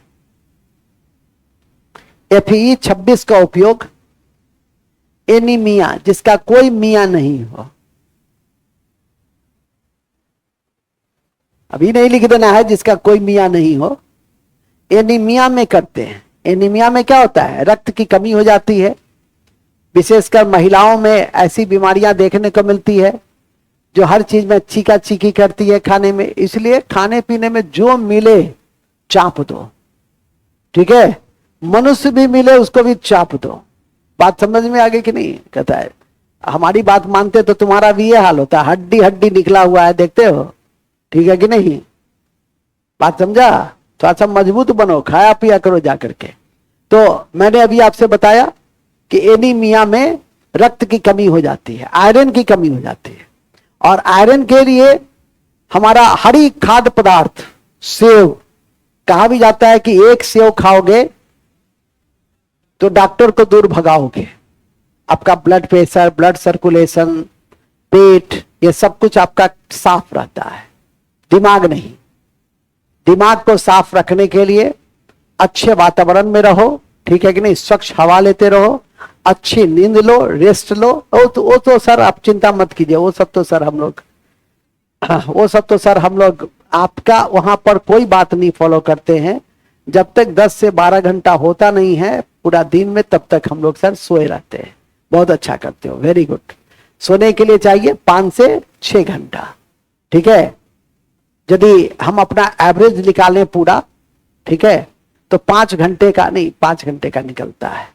और किसी किसी दिन जैसे लंबी कोई छुट्टी होगी, जैसे दुर्गा पूजा, तब क्या करेंगे? दुर्गा पूजा में यहां आएंगे, वहां आएंगे, ऑनलाइन भी पढ़ने के लिए तैयार नहीं रहोगे तुम लोग, वो तो उपस्थिति से पता चल जाएगा हमको, ठीक है कि नहीं? तो करेंगे क्या? तो जा करके महुआ करके, जो मिथिला में कहते हैं मसुआ जाना, मसुआ करके सो जाएंगे कि आज विद्यार्थियों सब नहीं छे, सब मेला घूम रहल छे, ठीक है कि नहीं? आशा है समझ गए होगे। उसी समय कभी दिन पूरे साल में 5-10 दिन सोने का अच्छे से, मतलब हालांकि मेरा यही मानना है कि तुम्हारा जो टाइम है ना जी उठने का, उसी में तुम उठते हो। यही हम कह देंगे कि कल 10 बजे से कक्षा होगी, लेकिन उठोगे तुम 5-6 बजे, करवट बदलोगे, ये नहीं बदलोगे करवट ही। उठ गए तो उठ गए, आलस से टूट गया तो उठ गए, नहीं टूटा तो लेटे हुए। जाड़े के दिनों में काफी तकलीफ होता है। मूल में आ जाइए। मूल यह है कि जैसा कि मन्नू तन्नू से कहा, मन्नू तन्नू से क्या कहा? मन्नू तन्नू से कहा कि एनीमिया में आयरन की कमी, और आयरन कहां मिलता है? हरी सब्जी में। आयरन कहां मिलता है? सेब में, ठीक है कि नहीं? वहां पर पढ़िएगा, कहा विटामिन जब पढ़िएगा, मिनरल्स जब पढ़िएगा, तो वहां ये आयरन के विषय में बताएंगे। विटामिन B12 उसकी कमी से भी एनीमिया होती है, इसको भी ध्यान में रखिएगा। फिलहाल अब ब्लड क्लोटिंग में तीन चीज को याद रखना। ब्लड क्लोटिंग में, रक्त के धब्बा में, विटामिन के, दूसरा कैल्शियम खनिज, कैल्शियम खनिज, विटामिन के और कैल्शियम खनिज, इसको किसी भी स्थिति में नहीं भूलना ब्लड क्लोटिंग में। फिलहाल तो अभी हम लोग ब्लड क्लोटिंग में नहीं है, फिलहाल हम लोग अभी एनीमिया में नहीं है, हम लोग एनीमिया की कड़ी में है। और एनीमिया की कड़ी में मैंने बताया कि एनीमिया किसकी कमी से भी होती है? आयरन 26 की कमी से होती है। इसको दूर करने में यह आइसोटोप्स की प्रभावी भूमिका है, ठीक है? आयरन 26 की कमी से नहीं होती है, आयरन की कमी से होती है, लेकिन आयरन 26 से हम उसका क्या करते हैं? इलाज कर डालते हैं, तब ना आइसोटोप्स का उपयोग होगा। नेक्स्ट, आर्सेनिक 74 का उपयोग, आर्सेनिक 74 का उपयोग ट्यूमर का पता लगाने में करते हैं, ट्यूमर का पता लगाने में करते हैं, ट्यूमर का पता लगाने में करते हैं, ट्यूमर का पता लगाने में करते हैं।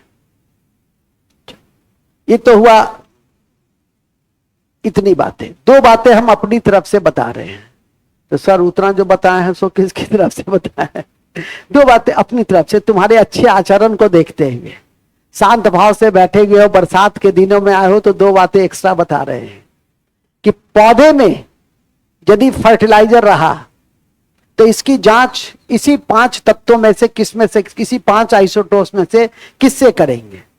Carbon C12, Fe26, cobalt 60, arsenic 74 और क्या था? सोडियम 24। किससे करेंगे बताओ?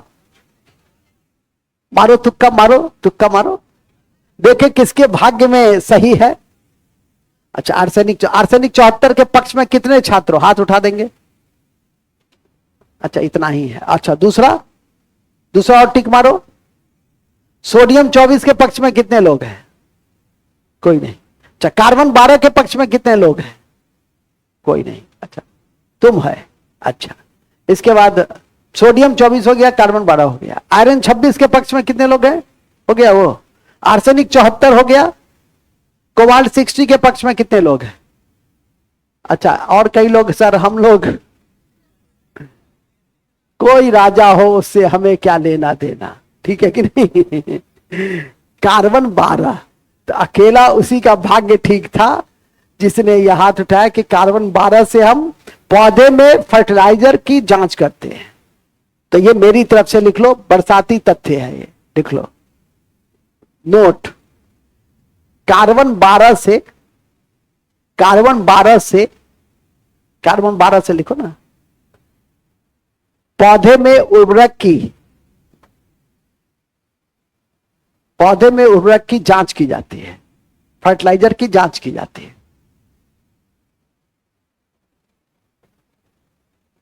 ठीक है, चलो मेरी तरफ से एक और, मेरी तरफ से रख लो, ठीक है। एक और मेरी तरफ से क्या है कि तेल का रिसाव हो रहा है, अब पता नहीं चल रहा है, तो तेल के रिसाव में भी एक आइसोटोप्स का इस्तेमाल करते हैं हम। क्या नाम है उसका? Very good, sodium 24। तो लिखेंगे तेल के रिसाव करने में भी, तेल का रिसाव करने में भी सोडियम 24 का इस्तेमाल किया जाता है। सोडियम 24 का इस्तेमाल किया जाता है। मैं अपने नींद में पागल पागल, क्या उठ गए? कितना गहरी निद्रा में सोए हुए थे यार, थोड़ा सा जाग जाओ, ठीक है। कहां थे हम लोग? सोडियम 24 में थे। कहां थे? सोडियम 24 में थे। ओके, हो गया। अब जा, रिसाव क्या होता है? रिसाव होता है कि तुम्हारे नाक से जो पानी गिरने लगेगा, अभी बरसाती दिन में भीग जाओगे। सुनो ना, जितना समझो उतना ही समझो। तुम अभी बरसात में भीग गए, आधा भीग जाओगे, नाक से पानी घर तक जाते जाते गिरने पर लगेगा, तो क्या कहेगा सब? इसके नाक से लीकेज हो रहा है, रिसाव, वही रिसाव है, ठीक है। उसको लीकेज कहते हैं। उसको क्या कहते हैं? कहीं कोई कट फट जाएगा तो ब्लड का क्या होता है? रिसाव होता है, लीकेज होता है, तो इसी को रिसाव कहते हैं। ठीक है, अच्छा करते हो, पूछ लेते हो, कोई खास बात नहीं है, हंसने की बात नहीं है, वो तो समझाने का तरीका ऐसा है, ठीक है कि नहीं। कि एक लड़के ने मुझसे पूछा कि सर स्वतंत्रता क्या है? हम कहे तुम जो खड़ा होके पूछ रहे, तुम जो खड़ा होके हमसे पूछ रहा है, यही स्वतंत्रता है। बात समझे?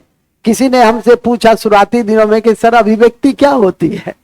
तो अभिव्यक्ति यही होती है कि तुम जो हमसे पूछ रहे हो वही अभिव्यक्ति है। अपने विचारों को व्यक्त कर देना अभिव्यक्ति है, ठीक है। विचार क्या होता है सर? जो मानसिक चिंतन होता है सकारात्मक, विचार हमेशा सकारात्मक के संदर्भ में ही देखा जाता है। बुरा विचार भी होता है, लेकिन सकारात्मक जो चिंतन है, मानसिक चिंतन, उसको हम लोग क्या कहते हैं? विचार कहते हैं। फिलहाल अभी हम लोग उस सब बिंदु पे नहीं है, हम लोग कहां है? और बरसाती तत्वों में सबसे अधिक समस्थानिक किसमें होता है? पोलोनियम में होता है। तो लिखिए नोट नंबर 3 जो भी है, सबसे अधिक समस्थानिक, सबसे अधिक समस्थानिक पोलोनियम में होता है। 27 सबसे अधिक समस्थानिक पोलोनियम में होता है, पोलोनियम में होता है, जो एक रेडियो एक्टिव है, जो एक रेडियो एक्टिव है। लेकिन सबसे अधिक मेटल समस्थानिक सीजियम है, 36 होता है। पोलोनियम में 27। रेडियो एक्टिव, रेडियो एक्टिव में कौन आएगा? रेडियो एक्टिव आइसोटोप्स में कौन आएगा? रेडियो एक्टिव एलिमेंट में आइसोटोप्स में पोलोनियम 27, और मेटल वाले में लिख लो सीजियम 36। मेटल तत्व में सबसे अधिक समस्थानिक सीजियम में 36, सीजियम में 36 होते हैं। सीजियम लिखो ना, सीजियम, सीजियम में 36 होता है। जबकि अधातु में जेनॉन में नन मेटल में जेनॉन, नन मेटल या धातु में जेनॉन में भी सबसे अधिक कितना होता है? कितना होता है जी? 36। तो रेडियो एक्टिव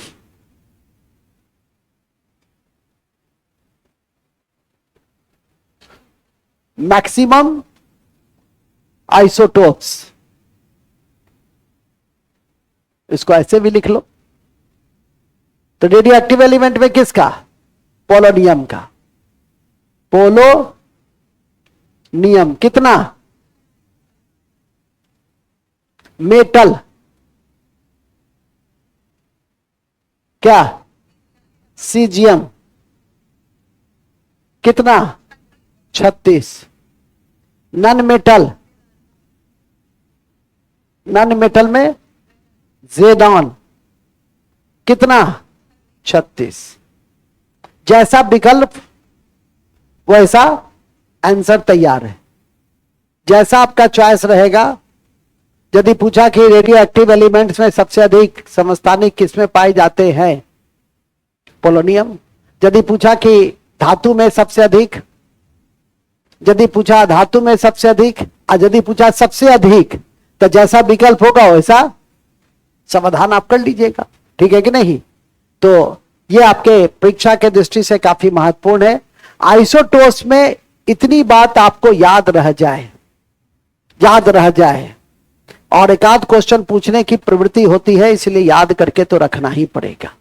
और हमने सिर्फ आइसोटोप्स नहीं पढ़ाया है, हमने आइसोटोप्स और उससे जुड़े हुए कई मिसलेनियस फैक्ट को भी आपके समक्ष, उसमें बायोलॉजी भी था, उसमें अन्य पार्ट्स भी थे, उसको मैंने और अन्य चैप्टर के भी संदर्भ को इसमें जोड़ दिया है। इसलिए याद करके रखना आपके लिए लाजमी। अब ये नहीं पूछ लेना कि सर लाजमी क्या है, ठीक है कि नहीं? तो लाजमी, ये इरशाद कहेगा सर काजमी तो सुने थे, लाजमी नहीं सुने थे। लाजमी मतलब अनिवार्य, ठीक है कि नहीं? ये उर्दू नहीं है क्या? ठीक है कि नहीं? तो याद रखिएगा। ओके, आगे चलिए। आइसोबार, अब लिखो isobar.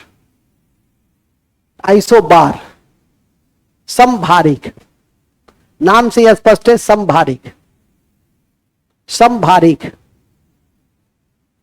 Same mass but different, लिखेंगे समान भार होती है, विभिन्न परमाणु में परमाणु भार समान होती है।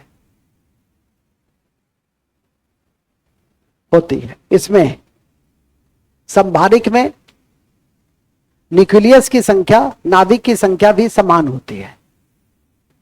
नाभिक की संख्या भी समान होती है, लेकिन परमाणु संख्या भिन्न भिन्न होती है।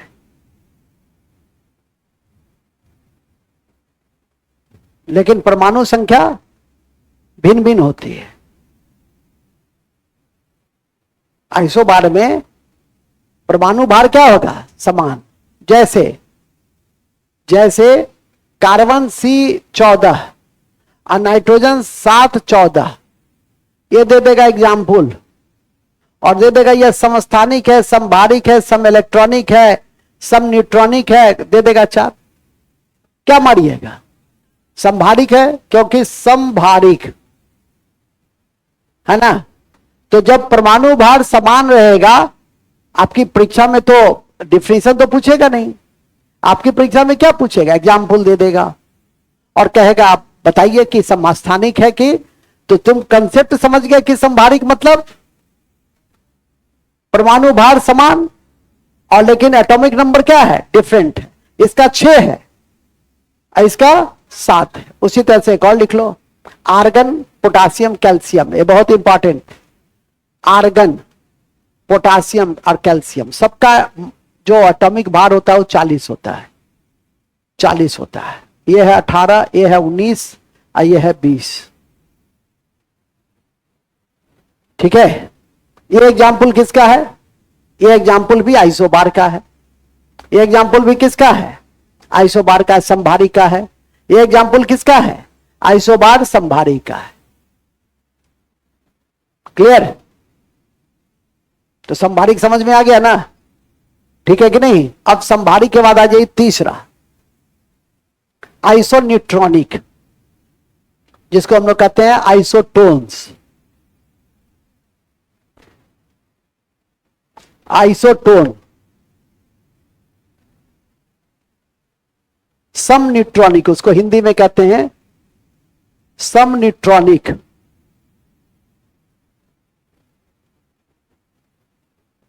आइसोटोन्स, नाम से ही स्पष्ट है, आइसोटोन्स मतलब न्यूट्रॉन की संख्या क्या रहेगी? समान रहेगी। तो लिख देंगे न्यूट्रॉन की संख्या समान, न्यूट्रॉन की संख्या समान होती है। और न्यूट्रॉन कैसे निकलता है? एटॉमिक मास माइनस, अभी बताए थे ना, इसलिए ना बता दिए थे कि आगे हमको समझाने में दिक्कत नहीं। ठीक है, अब आइए इसका एग्जाम्पल, सिलिकॉन, सिलिकॉन 14 और 30, सल्फर 16 और 32। तो न्यूट्रॉन की संख्या निकालो। इसमें न्यूट्रॉन की संख्या कितनी आ जाएगी? 30 माइनस 14 इक्वल टू 16। इसमें न्यूट्रॉन की संख्या कितनी आ जाएगी? 32 माइनस 16 इक्वल टू 16। तो ये किसका एग्जाम्पल है? आइसोटोन्स का। तो ये एग्जाम्पल दे दिया तो भी बना दोगे, नहीं बना दीजिएगा? ठीक है, बन जाएगा ना? अच्छा ये बताओ ये किसका है? 8 14 नहीं, 8 14 नहीं,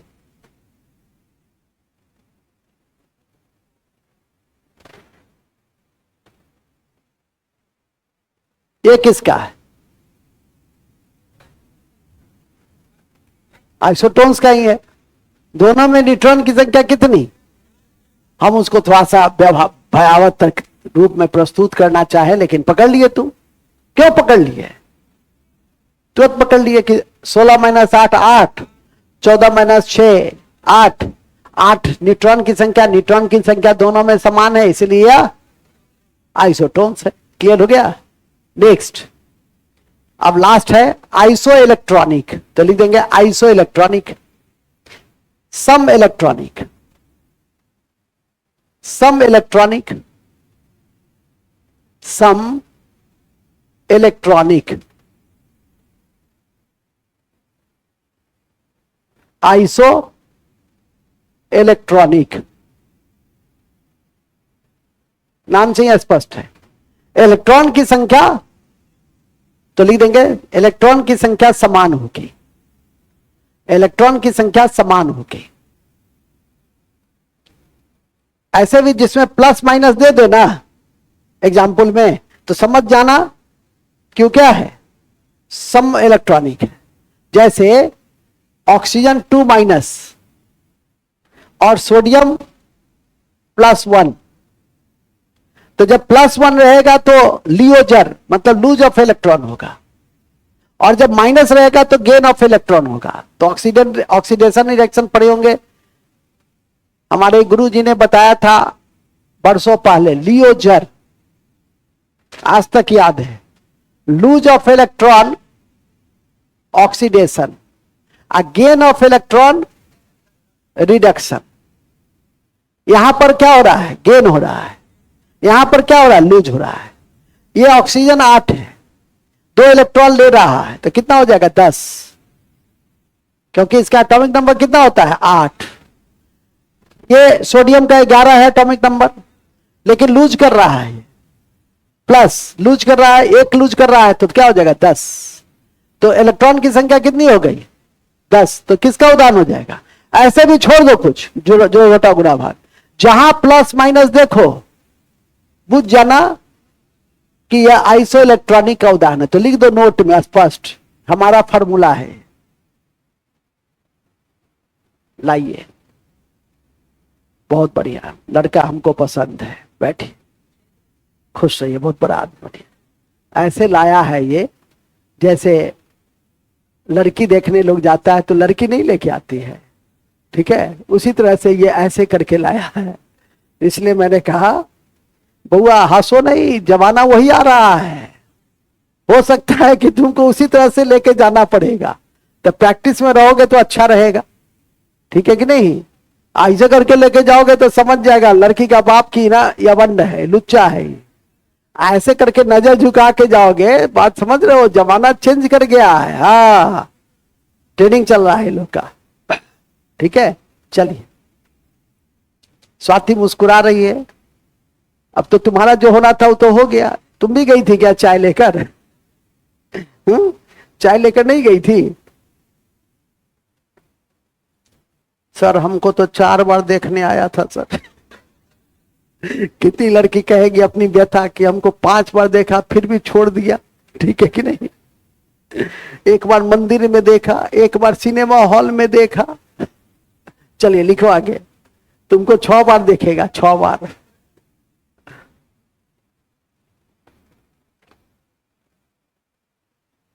रुको ना थोड़ा सा।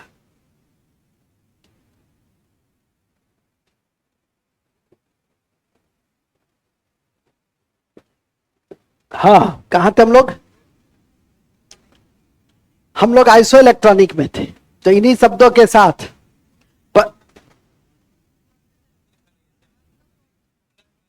अच्छा अच्छा, हाँ हाँ हाँ, अपना नोट्स लिखा रहे थे, फिर तुम छेड़ रही हो हमको। अच्छा, तो लिखेंगे नोट। नोट, यदि किसी उदाहरण में प्लस माइनस होगा, किसी उदाहरण में प्लस माइनस होगा, तो आइसो इलेक्ट्रॉनिक का उदाहरण, तो आइसो इलेक्ट्रॉनिक का उदाहरण होगा। तो किसका उदाहरण होगा? आइसो इलेक्ट्रॉनिक का उदाहरण होगा, ठीक है। जिसको भूख लगी है बिस्किट खा सकता है। किसको भूख लगी है? आओ आओ, आ जाओ, आ जाओ लक्की, आ जाओ, कोई बात नहीं, अरे हम नहीं खाते हैं जी। प्रतीकात्मक, अभी तुम आया टपोरी की तरह। चलो ठीक है, धन्यवाद। हाँ, कहा थे हम लोग? अब तुम नहीं मांगा तो, तुम नहीं लिया तो अब क्या करेंगे? वो तो जो मांगेगा उसको देंगे।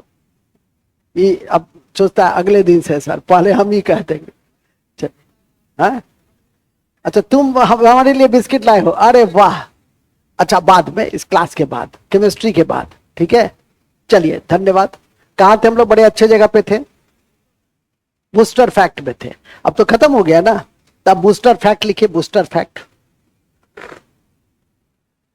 बूस्टर फैक्ट, बूस्टर फैक्ट में पहले थोड़ा एटॉमिक स्ट्रक्चर क्या है कुछ बात बता दें। आप लोगों ने बचपन में कभी क्वांटम नंबर पढ़ा होगा, पढ़ा? क्वांटम नंबर से क्या ज्ञात करते थे? क्या कभी पढ़े थे आप लोग? पढ़ी थी तुम? क्या ज्ञात करती थी? खड़ी हो, बोलो।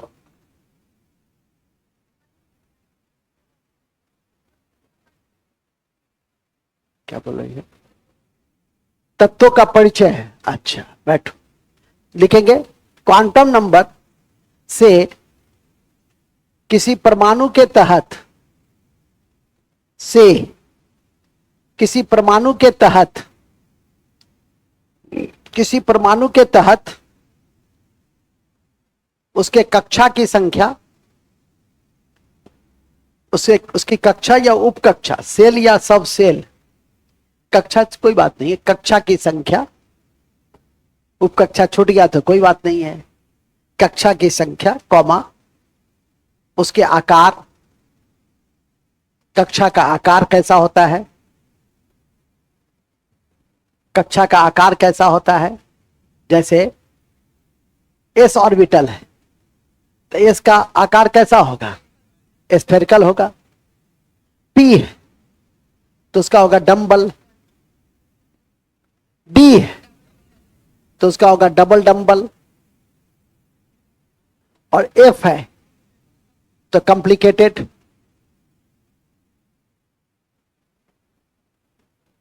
हो गया ना? तो ये आकार का पता चलता है, ठीक है। तो क्या लिखे? सेल मतलब किसी भी परमाणु के तहत सेल का संख्या, उसके आकार, उसकी स्थिति और इलेक्ट्रॉन के चक्रण का पता चलता है, किस चक्रण में है। चुको ना, समझा करो जानम, फिर शुरू कर दिया तो चाहता है कि सर हमको छेड़ते रहे। अब इसे अब पूछते हैं, रुको, खड़ा हो जी। क्वांटम संख्या कितने प्रकार की होती है? हमको पढ़ाना नहीं है, हमसे ना पढ़ने आए हो तो हमसे पढ़ोगे ना, हमको तो पढ़ाओगे नहीं ना। अब बूढ़ा घोड़ा को थोड़ी पढ़ाया जाता है। अब 4 होते, कौन कौन होते हैं? एजीमुथल होता है, वेरी गुड, जानता है इसलिए हम पूछे भी है। हाँ।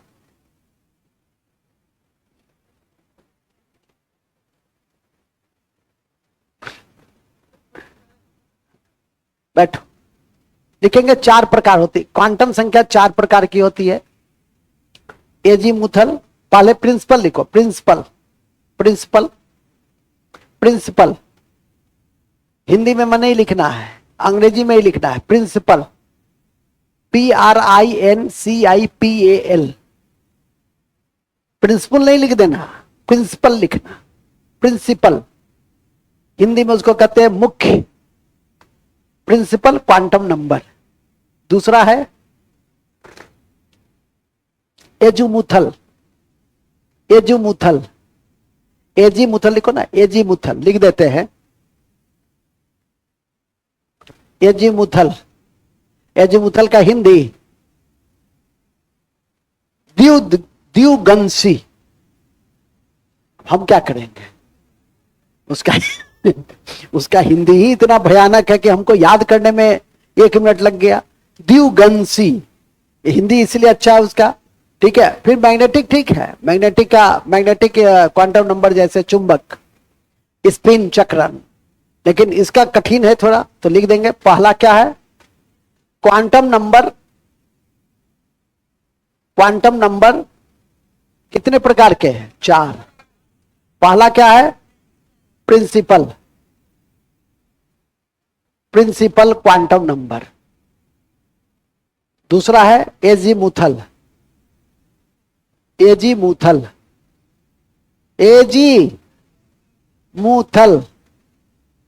इसको हिंदी में कहते हैं द्विगंशी, ठीक है। कितना भयानक है सो समझो। नहीं जानते हो तो जान लो ना, हम है ना जी, और जानना भी चाहिए, ठीक है। तीसरा है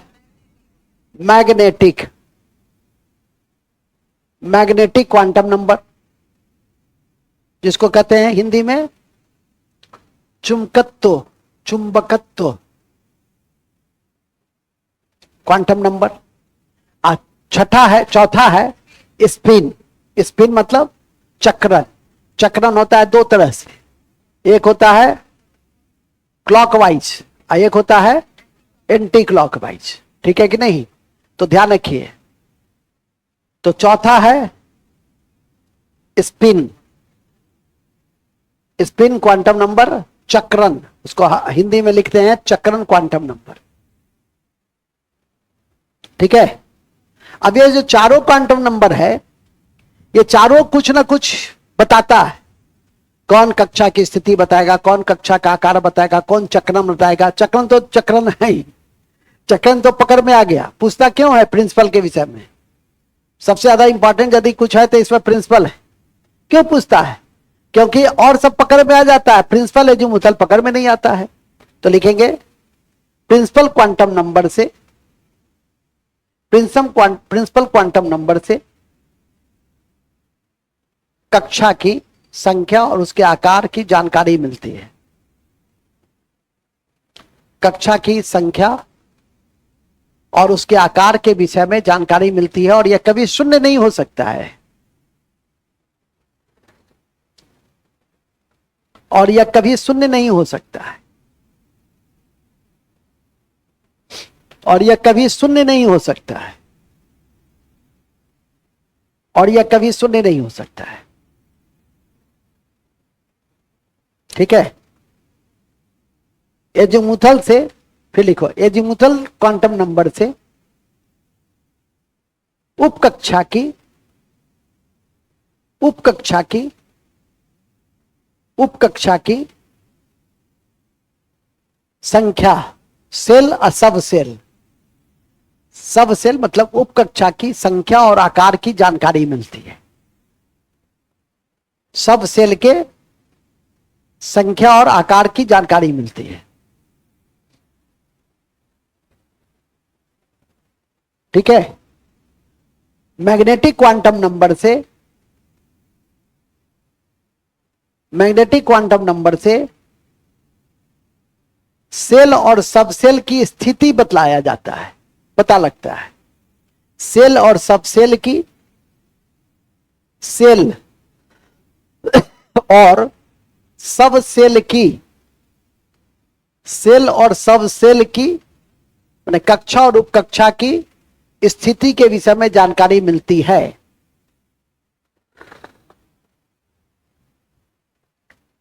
और लास्ट में है चक्रण। नाम से ही स्पष्ट है कि इसमें कक्षा उपकक्षा में इलेक्ट्रॉन की चक्रण का पता लगता है।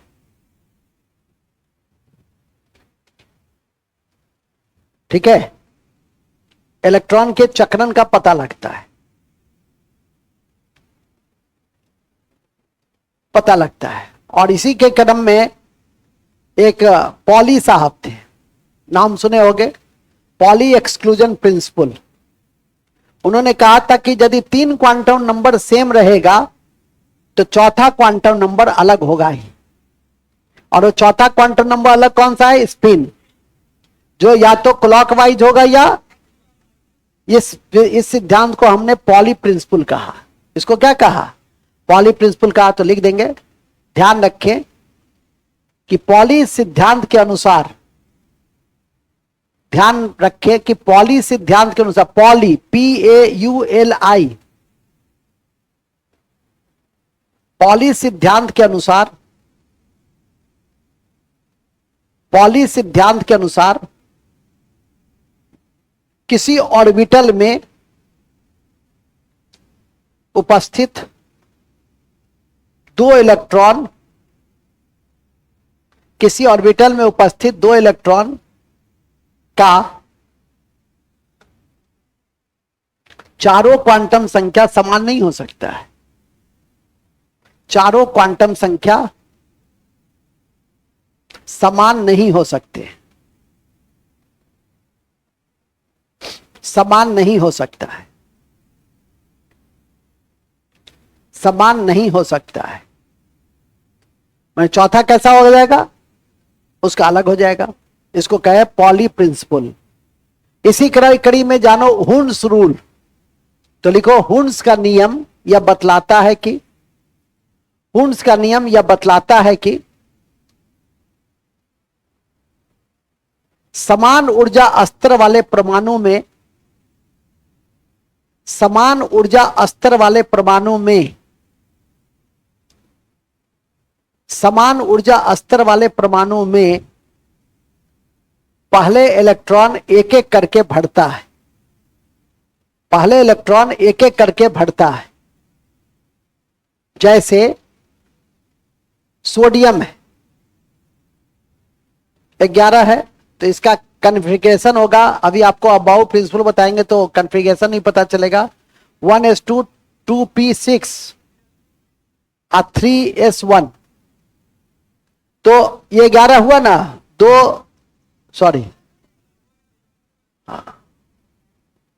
1s2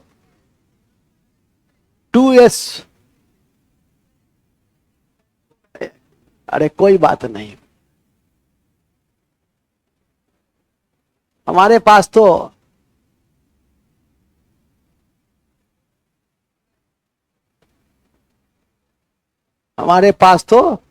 क्या है?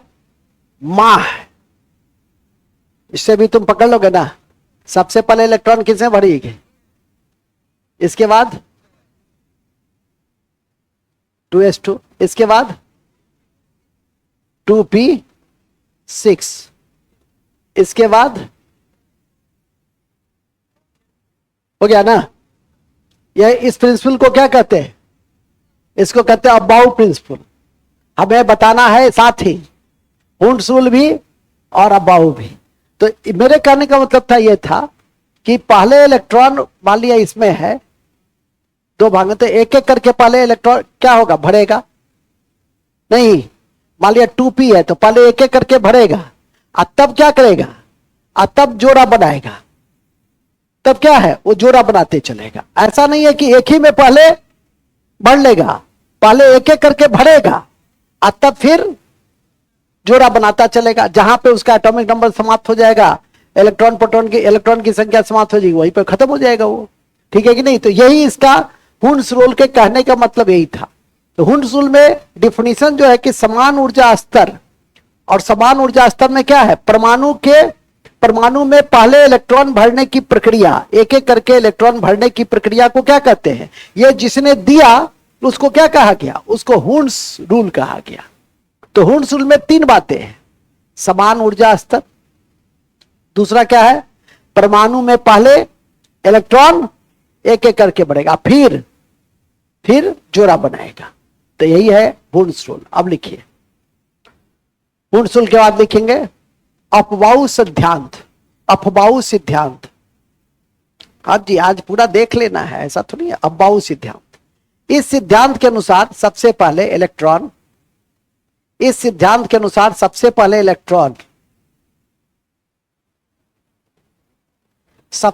इलेक्ट्रॉन कम ऊर्जा वाले कक्षा में प्रवेश करते हैं।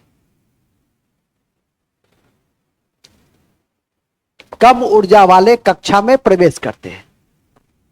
तो पहले किस में प्रवेश करेगा, 1s में, ठीक है। फिर किस में प्रवेश करेगा, 2s में। फिर किस में प्रवेश करेगा, 2p में। फिर किस में करेगा, 3s में। तो ऐसे करके ये चलता है। लेकिन इसका अपवाद है जो आपकी परीक्षा में पूछा जाता है। एक तो याद रखना है कि इलेक्ट्रॉन के फिलअप करने की प्रक्रिया जो है वो आप याद रखिएगा, अबाउ प्रिंसिपल। और दूसरा है कि इसका अपवाद कौन कौन से होते हैं, तो लिख देंगे इसके अपवाद है क्रोमियम, और बताओ कॉपर, वेरी गुड, कॉपर, और बताओ silver, gold, chromium, copper, gold का क्या होता है फॉर्मूला, गोल्ड का atomic number 79, very good, 79। Gold का परमाणु संख्या लिख लो 79। क्रोमियम और कॉपर तो याद किए ही होंगे। क्रोमियम कितना, 24, 17 है क्रोमियम। और क्रोमियम, कॉपर 29, याद किए हो ना भाई। देखो पकड़ में आ ही जाएगा, इतने जगह होगा आपका कि कहीं ना कहीं धरा जाओगे कि याद नहीं किया है। और मैं फिर कह रहा हूं, याद करके नहीं आइएगा तो अरे डंडा हम क्या चलाएंगे। ये तो अपनी कॉन्सियसनेस है कि मास्टर की बात मैं कहता भी हूं कि पिताजी की बात, अब मास्टर साहब की बात जरूर माननी चाहिए, जीवन की दिशा बदल जाएगी। ठीक है कि नहीं? नहीं मानोगे तो कोई मास्टर या कोई बाबू क्या कर लेगा, अंत में कहना छोड़ देंगे। ठीक है कि नहीं? तो क्रोमियम, कॉपर, गोल्ड और सिल्वर का क्या होता है एटॉमिक नंबर 47, तो लिख दे 47। ये सभी अपबाऊ सिद्धांत के अपवाद हैं। ये सभी अपबाऊ सिद्धांत के अपवाद हैं। यह सभी अपबाऊ सिद्धांत के अपवाद हैं। ठीक है। अब इसी कड़ी में एक छोटा सा टर्म है जो आगे काम देगा, वैलेंस इलेक्ट्रॉन या कोर इलेक्ट्रॉन। जो बाहरी कक्षा में उपस्थित इलेक्ट्रॉन रहता है उसको हम लोग क्या कहते हैं, उसको वैलेंस इलेक्ट्रॉन कहते हैं। ठीक है कि नहीं? और जितने भी एलिमेंट्स हैं वो सब में वैलेंस इलेक्ट्रॉन होते हैं, लेकिन कुछ ऐसे एलिमेंट्स हैं जिसमें स्टेबल कॉन्फ़िगरेशन 2 या 8 रहता है। जैसे दो बाहरी कक्षा में 2 इलेक्ट्रॉन होते हैं, किसके, हीलियम के, और नियन, आर्गन, क्रिप्टन, जेनन, रेडॉन, इसमें 8 इलेक्ट्रॉन बाहरी कक्षा में रहता है, इसलिए स्टेबल रहता है। और जब स्टेबल रहता है तो उसको क्या कहेंगे? इनर्ट गैस कहेंगे, अक्रिय गैस। कहे भी थे तुम्हारे जीवन में, तुम्हारे पिताजी के जीवन में संघर्ष है तो तुम मेहनत करोगे ही करोगे, ठीक है कि नहीं? और यदि तुम ये सेफ पॉइंट पे हो कि चलो एक आध 2-3 पुस्त खाया जा सकता है, तो फिर तुम मेहनत नहीं करोगे, ठीक है कि नहीं? है ही कि जब अभाव होता है तभी बच्चा संघर्ष भी करता है। इसलिए बच्चों को आप कितना भी संपन्न रहे, लेकिन बच्चों को अभाव हमेशा दिखाते रहिए कि तुम बेटा, तुम्हारा बाप अभाव में है, संघर्ष कर रहा है, ठीक है कि नहीं? ये इस बात को हमेशा ध्यान रखिए। मूल बिंदु पे आ जाइए। मूल बिंदु यह है कि इनर्ट गैस कौन कौन है? हीलियम, नियन, आर्गन, क्रिप्टन, जेनन, रेडॉन। क्यों? क्योंकि उसकी बाहरी कक्षा में 2 या 8 इलेक्ट्रॉन है। हीलियम में 2 है और हीलियम के अलावा सब में कितना है? 8 इलेक्ट्रॉन है। नेक्स्ट उसमें लिख देंगे, वैलेंस इलेक्ट्रॉन लिख देंगे। इसको ऐसे लिखो, किसी परमाणु के बाहरी कक्षा में, किसी परमाणु की बाहरी कक्षा में उपस्थित इलेक्ट्रॉन की कुल संख्या, इलेक्ट्रॉन की कुल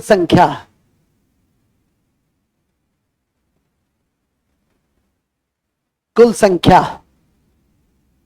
संयोजी इलेक्ट्रॉन कहलाता है, वैलेंस इलेक्ट्रॉन कहलाता है।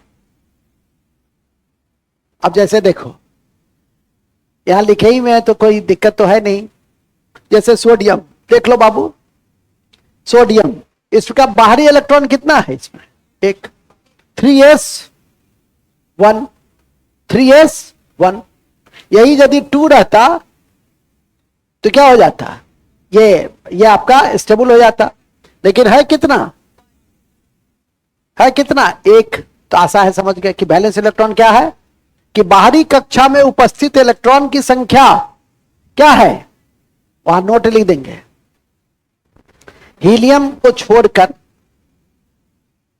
सभी अक्रिय गैसों में, हीलियम को छोड़कर सभी अक्रिय गैसों में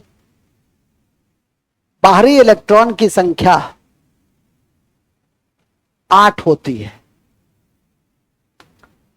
8 होती है।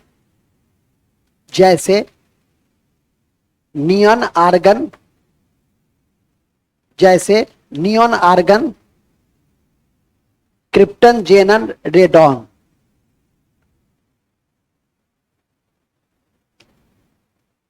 नियॉन आर्गन, क्रिप्टन, जेनन और रेडॉन, और रेडॉन, और रेडॉन, ठीक है। हीलियम की बाहरी कक्षा में 2 इलेक्ट्रॉन होते हैं। नोट, हीलियम की बाहरी कक्षा में, हीलियम की बाहरी कक्षा में 2 इलेक्ट्रॉन होते हैं। हीलियम की बाहरी कक्षा में कितने इलेक्ट्रॉन होते हैं? 2 इलेक्ट्रॉन होते हैं। चलिए, बूस्टर फैक्ट नंबर 6 अति महत्वपूर्ण है कि परमाणु, वायुयान के टायर में हीलियम भरी जाती, वायुयान के टायर लिखो ना, अति महत्वपूर्ण है कि वायुयान के टायर और गुब्बारा में, अब ये नहीं पूछ देना कि सर गुब्बारा क्या होता है। गुब्बारा बैलून, वायुयान के टायर, एरोप्लेन के टायर और गुब्बारा में हीलियम गैस भरी होती है, हीलियम गैस भरी होती है।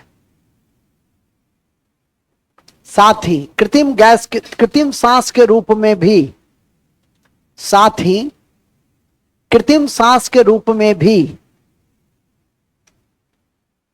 और अधिक गहराई में समुद्र में जाने पर,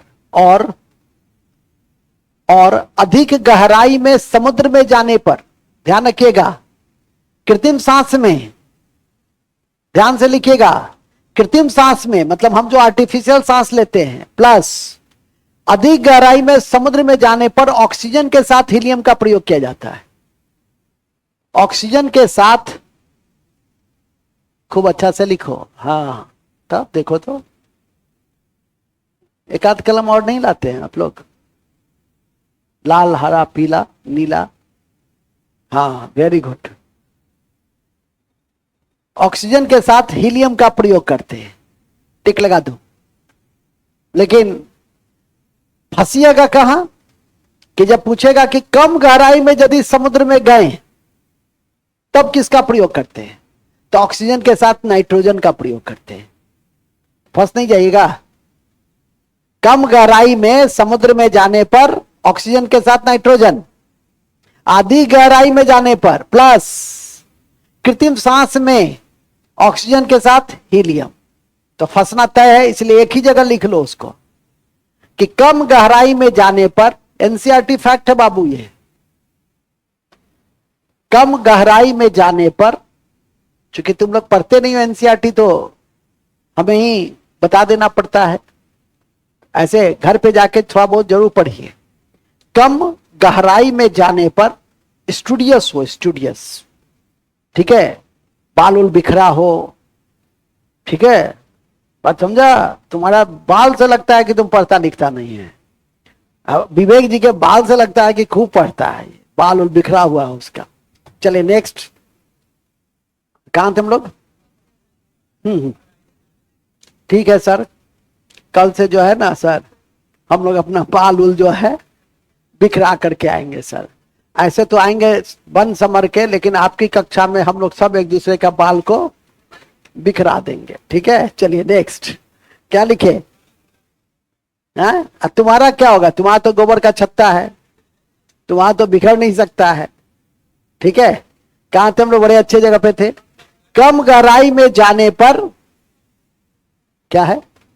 कम गहराई में जाने पे ऑक्सीजन के साथ नाइट्रोजन का उपयोग करते हैं, नाइट्रोजन का इस्तेमाल करते हैं। अब एक और एवरीडे साइंस पूछते हैं, फुटबॉल देखे होंगे? फुटबॉल सर, फुटबॉल कैसे नहीं देखे? तो फुटबॉल में ऑक्सीजन भरा रहता है कि हीलियम?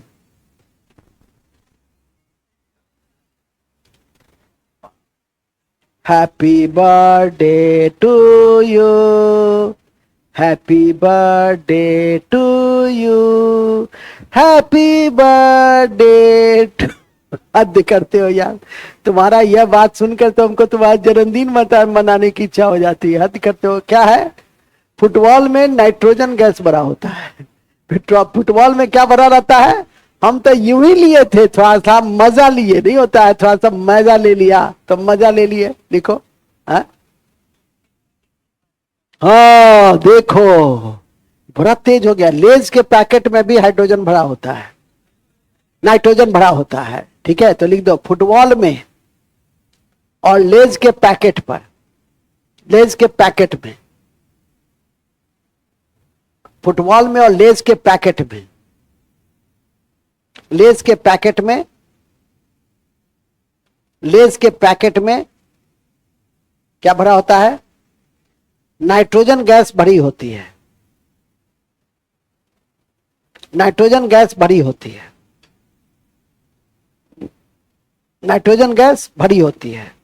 जबकि कोल्ड ड्रिंक में वो जो आप कोल्ड ड्रिंक जो खोलते हैं और जो झाग निकलता है, चीयर्स, तो चीयर्स क्या है? Carbon dioxide. तो लिखेंगे कोल्ड ड्रिंक में, कोल्ड ड्रिंक में जो झाग के रूप में बाहर निकलती है, जो झाग के रूप में बाहर निकलती है, जो झाग के रूप में बाहर निकलती है, जो झाग के रूप में बाहर निकलती है, उसमें CO2 भरा होता है, CO2 भरा होता है। और जल्दी से 3 बातें लिखिए, जल्दी। मोती देखोगे? मोती नहीं देखे हो? मोती नहीं देखे हो कभी? मोती, इसका हाथ में मोती है। अब मोती किस रासायनिक पदार्थ का बना होता है? कैल्शियम कार्बोनेट का, ठीक है? तो लिखेंगे मोती कैल्शियम कार्बोनेट का बना होता है। साथ ही अंडे का आवरण भी, साथ ही अंडे का आवरण भी, साथ ही अंडे का आवरण भी, अंडे का आवरण भी किसका बना होता है? कैल्शियम कार्बोनेट का बना होता है। लेकिन कैप्सूल, कैप्सूल का कवर, अब बताओ, स्टार्च या जिलेटिन या प्रोटीन, स्टार्च या जिलेटिन, स्टार्च या जिलेटिन या प्रोटीन का बना होता है। स्टार्च या जिलेटिन या प्रोटीन का बना होता है। ठीक है, कोई बात नहीं है। तो आज हम लोग रिएक्शन को हम लोग अगले दिन देख लेंगे, ठीक है कि नहीं? रिएक्शन और केमिकल चेंज और फिजिकल चेंज है, चूंकि अब बायोलॉजी भी है और करंट भी है। तो अभी लगभग 12 बज गया है, कक्षा तो 12:17 हो गया है। तो बिना किसी ब्रेक दिए हुए कि 2 मिनट का ब्रेक देते तब मजा रहेगा, नहीं? ठीक है, 5 मिनट का दे देते हैं।